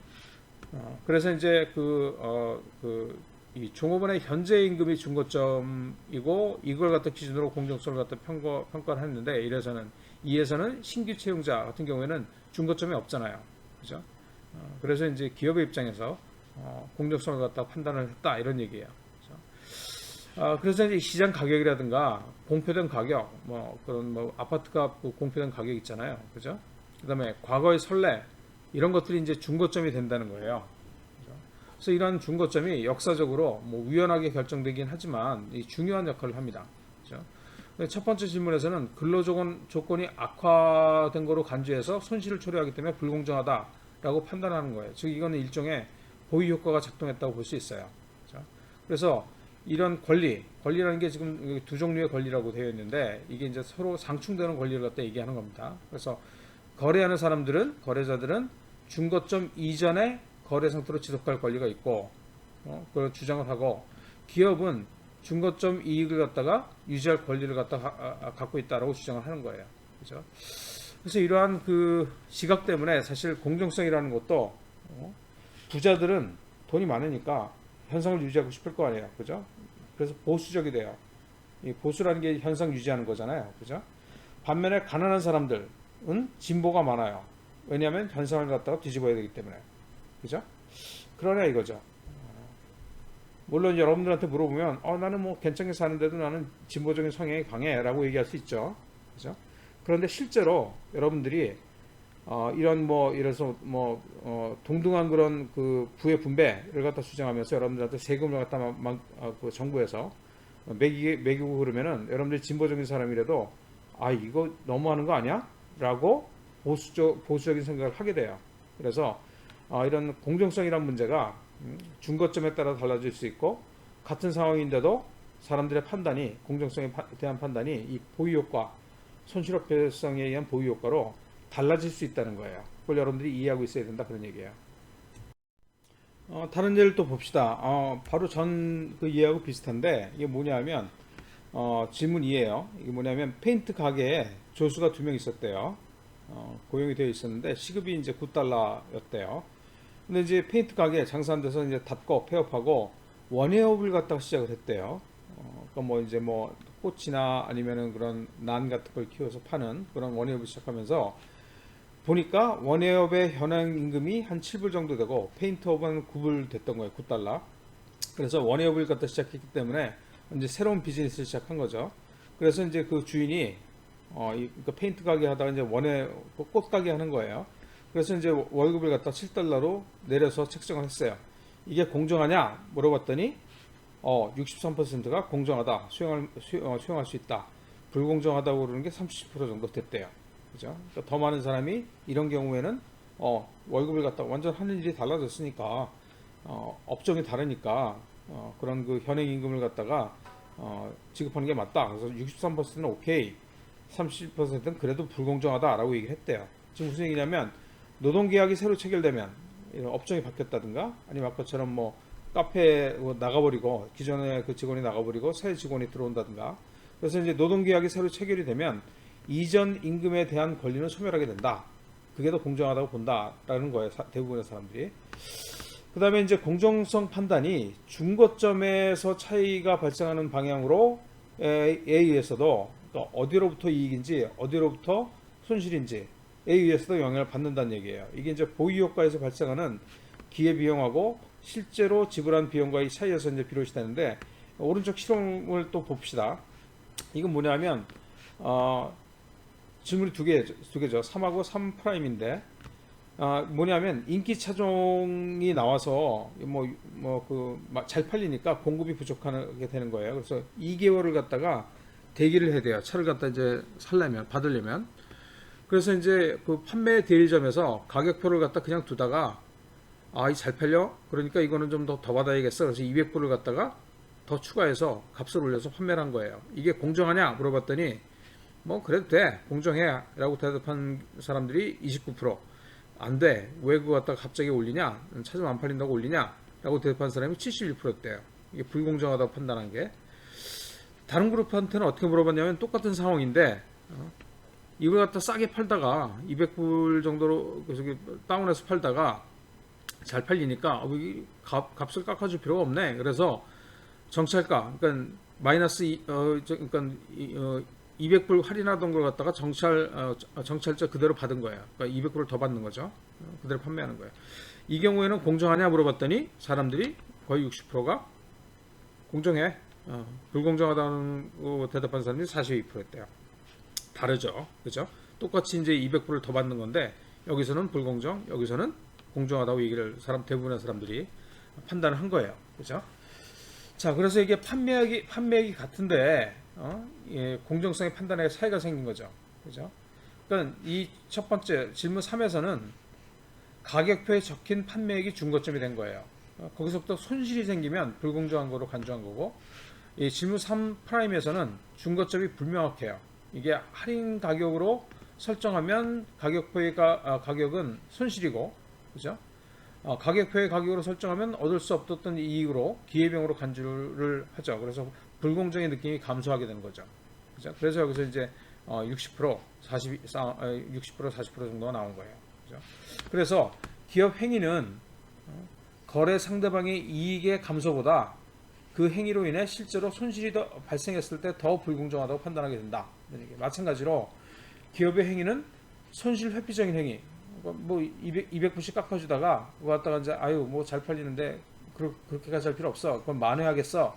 라고 하는 것이 기업이 이익을 갖다 초래했을 때 더 돈 벌려고 200불을 갖다 더 비싸게 파는 것보다 훨씬 더 불공정하게 판단하게 한다. 그런 얘기예요. 그죠? 이렇게 이게 더 불공정하다고 보는 거예요. 자기가 이익 보려고 200불을 갖다 더 붙이는 게 불공정하다고 판단한다. 그런 얘기예요. 그렇지만 사실은 같은 거거든요. 방금 우리가 자동차 가격에 대해서 공정하냐 불공정하냐에 대해서 봤는데 이게 사실은 임금에서도 그런 그 공정성에 대한 판단이 유사하게 나타납니다. 이게 이제 뭐가 관련되어 있냐면 노동이 초과 공급되면 사실은 임금이 줄어들어야 되거든요. 경제학 표준 이론에 의하면. 근데 그렇게 되지 않죠. 하방 경직성이라고 그러죠. 한번 임금이 오르면 떨어지기가 힘들어요. 그렇죠? 그래서 트루먼 블레이어가 이제 어떤 그 연구를 했냐면 이런 연구를 했습니다. 그래서 소기업에 여러 명의 그런 종업원이 근무를 하는데 임금은 이제 그 지역의 평균 정도를 줬대요. 근데 최근에 이제 실적이 악화돼서 내년부터는 임금을 갖다 10% 인하하겠다라고 결정을 했대요. 이게 공정하냐 물어봤더니 사람들이 한 40%는 공정하다, 불공정하다가 한 60% 정도 나왔대요. 그러니까 더 불공정하다고 말하는 사람들이 더 많은 거죠. 그런데 질문을 좀 바꿔서 어떤 질문을 했냐면 역시 똑같아요. 그죠? 소기업이고 여러 명 근무하고 매년 10% 했는데 소기업 여러 명의 그 종업원이 근무하고 있는데 매년 임금의 10% 정도를 갖다가 보너스로 지급해오고 있었어요. 그러다가 뭐 임금은 지역 그 평균 임금이었고 근데 똑같이 실적이 악화돼서 금년부터는 10% 주던 보너스를 갖다 지급하지 않기로 했어요. 깎인 거죠, 사실은 돈이. 그래서 여기도 10% 인하했고 여기서도 10% 인하해서 깎인 돈은 똑같아요. 그죠? 그럼에도 불구하고 이게 뭐 공정하냐 불공정하냐 물어봤더니 공정해. 그건 충분히 수용할 수 있어가 80%.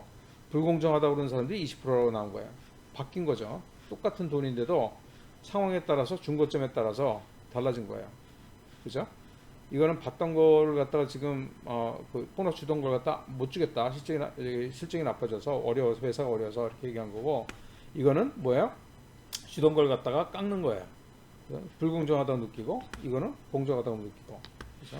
그래서 고용자를 갖다 인터뷰해서 주로 경기 후퇴 그런 임금 하락을 시키지 않고 레이오프는 뭐냐면 경영이 약화되면 일시적으로 해고했다가 다시 경영이 정상으로 돌아오면 다시 고용하는 제도예요. 그러니까 완전히 잘라버리는 게 아니에요. 일시적으로 해고했다가 다시 고용하는 거예요. 경기가 좋아지면. 그죠? 근데 왜 회사들이 이렇게 레이오프를 갖다 실시하느냐? 그죠? 이유를 갖다 분석을 했습니다. 결과는 뭐냐면 임금 인하는 종업원의 사기를 갖다 저하시켜요. 그죠? 그렇지 않겠어요? 임금이 깎이면 실적이 더 악화되죠. 그래서 잘랐다가 다시 고용하는 것, 레이오프를 갖다 더 선호를 한다고 그래요. 그러니까 즉 뭐냐면 있는 사람들의 임금을 갖다 깎는 게 아니라 받는 종업원 수를 갖다 줄여서 주던 월급을 갖다 계속 주는 거예요. 그죠? 이걸 더 선호한다고 얘기를 합니다. 그래서 관대함이라든지 호혜주의, 리사이프러스도 우리가 8장에 다시 얘기할 텐데 이런 것들이 이제 공정성에 중요한 역할을 한다고 얘기하고 있습니다. 자, 이상을 갖다가 이제 그 공정성에 관련해서 요약을 하면 기업 행위의 공정성 판단 여부는 이 중거점, 그죠? 거기서 어디로 이동하느냐에 의해서 결정이 된다라고 얘기하고 있어요. 이게 그러면 경제학적인 건 함의가 뭐냐? 첫 번째는 기업이 가격, 임금, 이익에 관련된 그런 결정을 할 때 거래 상대방, 종업원이나 고객이나 임차인 등이 그 결정이 공정하다고 판단할지 여부를 고려해야 된다는 거예요. 즉 기업은 공정성을 하나의 제약 조건으로 의사결정을 해야 된다는 거예요. 이게 공정성을 갖다 고려하지 않으면 안 된다는 거예요. 따라서 기업은 비록 공적으로 법적으로 규제가 없어도 무작정 이윤만을 추구하는 그런 행위, 이것만 할 수는 없다는 얘기예요. 왜냐하면 단기적으로 높은 이익이 있을 수 있어도 불공정하다는 악평이 있으면은 장기적으로 실적이 악화되고 이윤이 감소한다는 얘기예요. 두 번째 함의는 뭐냐면 기업의 컴플라이언스, 이게 준법이죠. 법을 지키는 거, 이것이 점차 중요해진다는 거예요.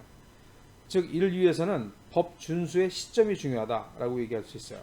그러니까 공정성은 법적으로 문제 없어도 기업이 고려해야 되는 그런 사항이다라고 얘기하고 있습니다. 즉 경제 전반에 대한 영향은 사실은 바로 판정하기가 어렵죠. 그렇지만 다음과 같은 영향이 가능하다라고 얘기하고 있어요. 첫 번째 영향은 뭐냐면 우리 전 슬라이드에서 본 것처럼 질문 4하고 질문 4'에서 뭘 봤냐면 기업 공정성이 임금 하방 경직성에 영향을 준다 그랬죠. 한번 올라가면 떨어지기 힘들다는 거예요. 그죠? 그래서 노동 초과 공급 시에도 임금이 하방 경직적이죠. 그죠? 그래서 실질 임금은 가격 안정기보다 인플레이션이 발생할 때 더 큰 조정을 받게 돼요. 사실 그러니까 임금을 갖다가 실질 임금, 그러니까 물가를 갖다 고려한 실질 임금은 인플레이션이 발생하면 사실은 더 떨어지는 거거든요. 돈의 가치가 없어지면, 그죠? 명목 임금을 갖다 인하를 해버리면 이 불공정 행위로 이제 간주해서 저항이 커지죠. 근데 인플레이션이 돼서 이제 명목 임금이 인하하지 않았지만 실질 임금이 인하가 되는 거죠. 그렇지만 이 경우에는 불공정하다고 사람들이 불평하지 않거든요. 그죠? 나만 떨어지는 게 아니라 다 떨어지니까, 그죠? 근데 명목 임금이 인하하면 나만 떨어졌다고 생각해서 불공정하다고 사람들이 판단을 한다는 거예요. 두 번째 경제적 함의에서 영향이 이제 첫 번째 거 받고, 두 번째 영향은 뭐냐면 피고용자 임금 지불을 하는 방법이, 이건 맨날 보통 월급만 딱 지불하는 거로 생각을 하고 있잖아요. 근데 사실은 보너스도 적절히 지급하는 게 좋아요. 그죠? 이 보너스를 갖다 지급해서 실적이 악화될 때는 보너스를 갖다 삭감하면 어떻게 돼요? 임금 조정하는 거하고 똑같은 효과가 나는데 이 고용자들이 저항을 갖다 덜 한다는 거예요. 보너스를 갖다가, 그러니까 추가로 받는 게 보너스인데 그거 안 받았다고 해서 불만이 그렇게 크지 않다는 거예요. 그죠? 회사가 또 상황이 안 좋아졌다는 걸 알고 있기 때문에. 그래서 이런 것들을 통해서 레이오프를 감소시키고 또 실업률을 갖다 낮출 수 있다는 거예요. 그죠? 그래서 카너먼 등이 이제 어떤 연구를 했냐면 그 80년대 말에 일본의 그 실업률이 낮았던 것이 이와 같은 그런 조정 가능한 보너스 제도의 공로라고 주장을 하고 있습니다. 그죠? 그러니까 뭐 그 보너스를 갖다 주던 걸 못 주게 되는 거죠. 대신에 이제 실업률은 계속 이제 그 종업원들 갖다가 그 돈으로 절감한 돈으로 고용할 수 있으니까 실업률이 높아지지 않겠죠. 그게 이제 이게 보너스 제도가 기여했다라고 얘기하는 거고, 또한 총액이 같아도 시간이 경과해서 인플레 때문에 감소하는 실질 소득보다는 시간 경과와 함께 착실하게 상승하는 명목 소득. 그죠? 그러니까 인플레가 있어가지고 사실은 월급이 올라도 물가도 같이 오르기 때문에, 그죠? 실질 임금은 증가하는 게 아니거든요. 그럼에도 불구하고 일단 월급이 오르면, 즉 명목 소득이 오르면 그걸 더 선호한다는 걸 갖다 확인할 수 있었다라고 얘기하고 있어요. 그죠? 그래서 이런 그런 급여 체계, 그죠? 는 피고용자를 갖다 수용하고 그다음에 전직이나 퇴직을 갖다 방지하는 그런 방법이다라고 얘기하고 있어요. 그래서 최근 들어서 뭐 일본식 경영을 갖다 비판하는 사람들이 많죠. 그래서 미국과 유럽식으로 성과주의, 그래서 성과 있으면 뭐 더 주고 이러는 것들, 또 경쟁 원리를 갖다 도입해야 된다라는 주장이 있지만, 또 일본식 경영을 갖다 재평가해야 된다라는 주장도 등장을 한다고 해요. 즉 뭐냐면 공정성을 갖다 고려할 때는 이러한 일본식 그런 경영 방식이 유효하다라고 저자는 얘기하고 있습니다. 뭐 아마도 저자가 일본 사람이라서 뭐 이런 얘기를 하는 것 같은데, 이건 논란의 여지는 많이 있습니다. 자, 그러면은 분배의 공정성에 대해서 한번 얘기해 봅시다. 그러니까 이게 분배의 공정성은 사실은 우리 분배하고 재분배, 디스트리뷰션하고 리디스트리뷰션 두 가지 측면이 있어요. 그래서 이제 분배 같은 경우에는 재산 크기 또는 부의 수준에 따른 효용의 크기가 공정성의 기준이다 라고 얘기하는 게 이제 주류 경제학에서 얘기하는 분배의 공정성이에요. 반면에 이제 재분배는 뭐냐면 분배가 변화되는 걸 얘기하는 거예요. 그죠? 그래서 어떤 상태로부터 변화를 갖다 고찰할 필요가 있다는 얘기인데, 이거는 이제 중고점으로부터 이동이 중요하다는 거예요. 그 지금 현재 상태보다도 거기서 변화가 있을 때 그 어떤 방향으로 이동하느냐가 더 중요하다고 얘기를 하고 있는 겁니다. 그래서 뭐 이동 변화가 있으면 그게 이익이 되는지 손실이 되는지에 따라서 공정성 평가가 달라질 수 있다는 거예요. 그렇죠?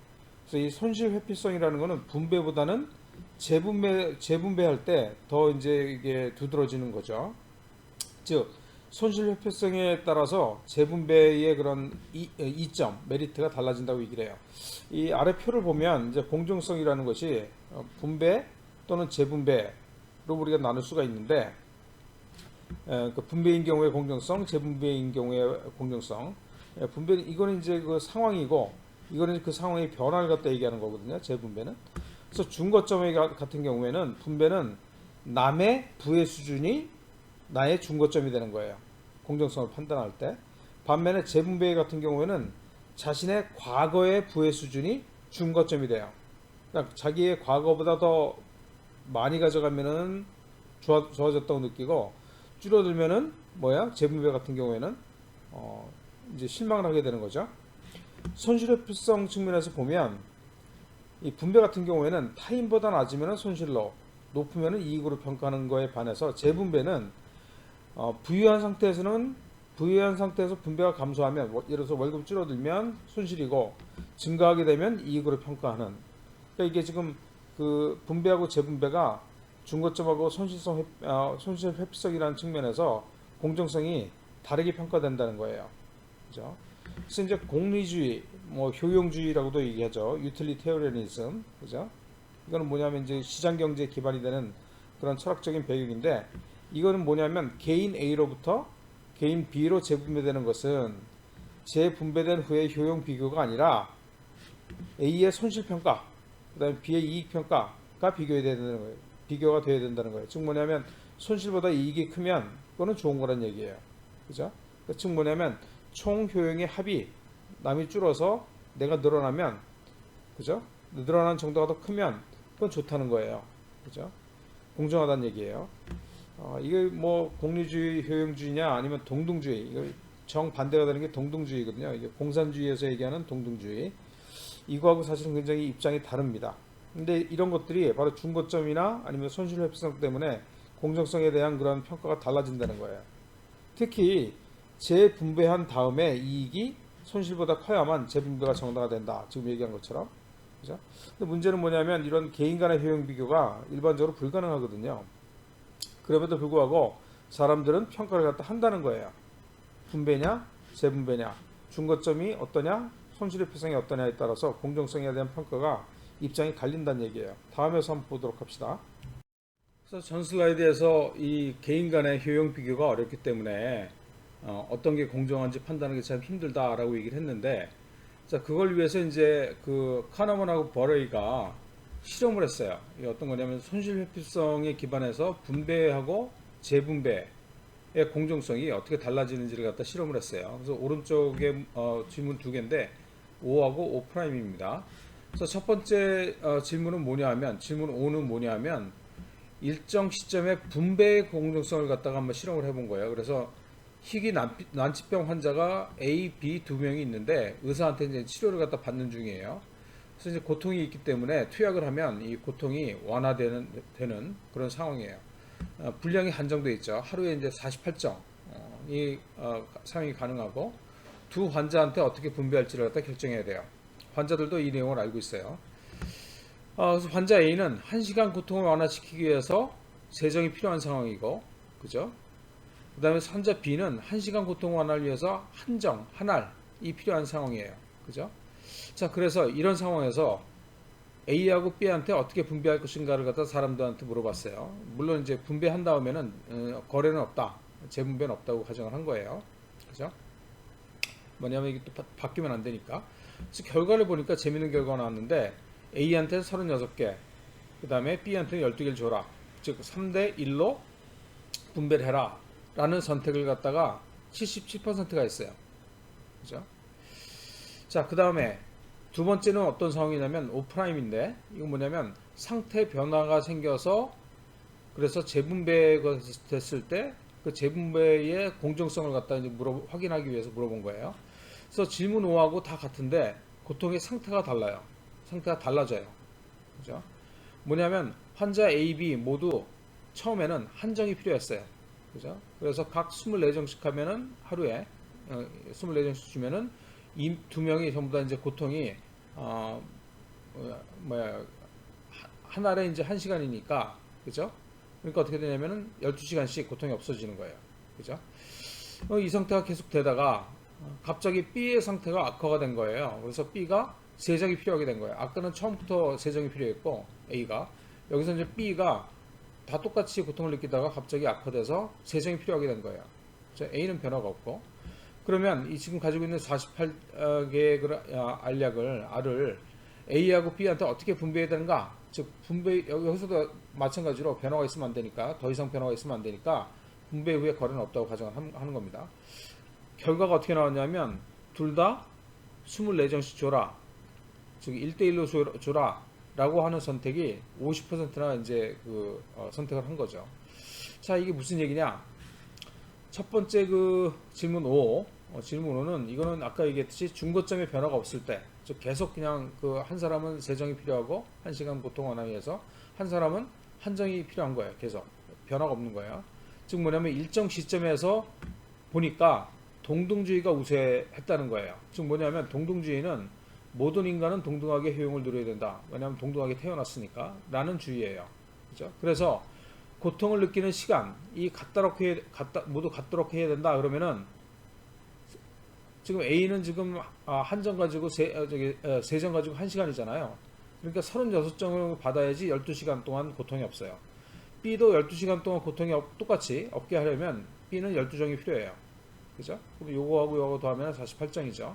즉 뭐냐면 총 A 12시간, B 12시간 고통이 없게 만들기 위해서 총 48정을 갖다가 36정, 12정 나눠주면 둘이 총 24시간 동안 고통이 없는 거예요. 둘 다 12시간, 12시간에서.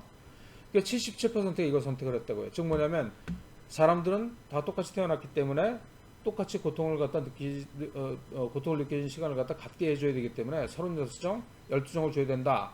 즉 동등주의가 여기서는 우세를 했어요.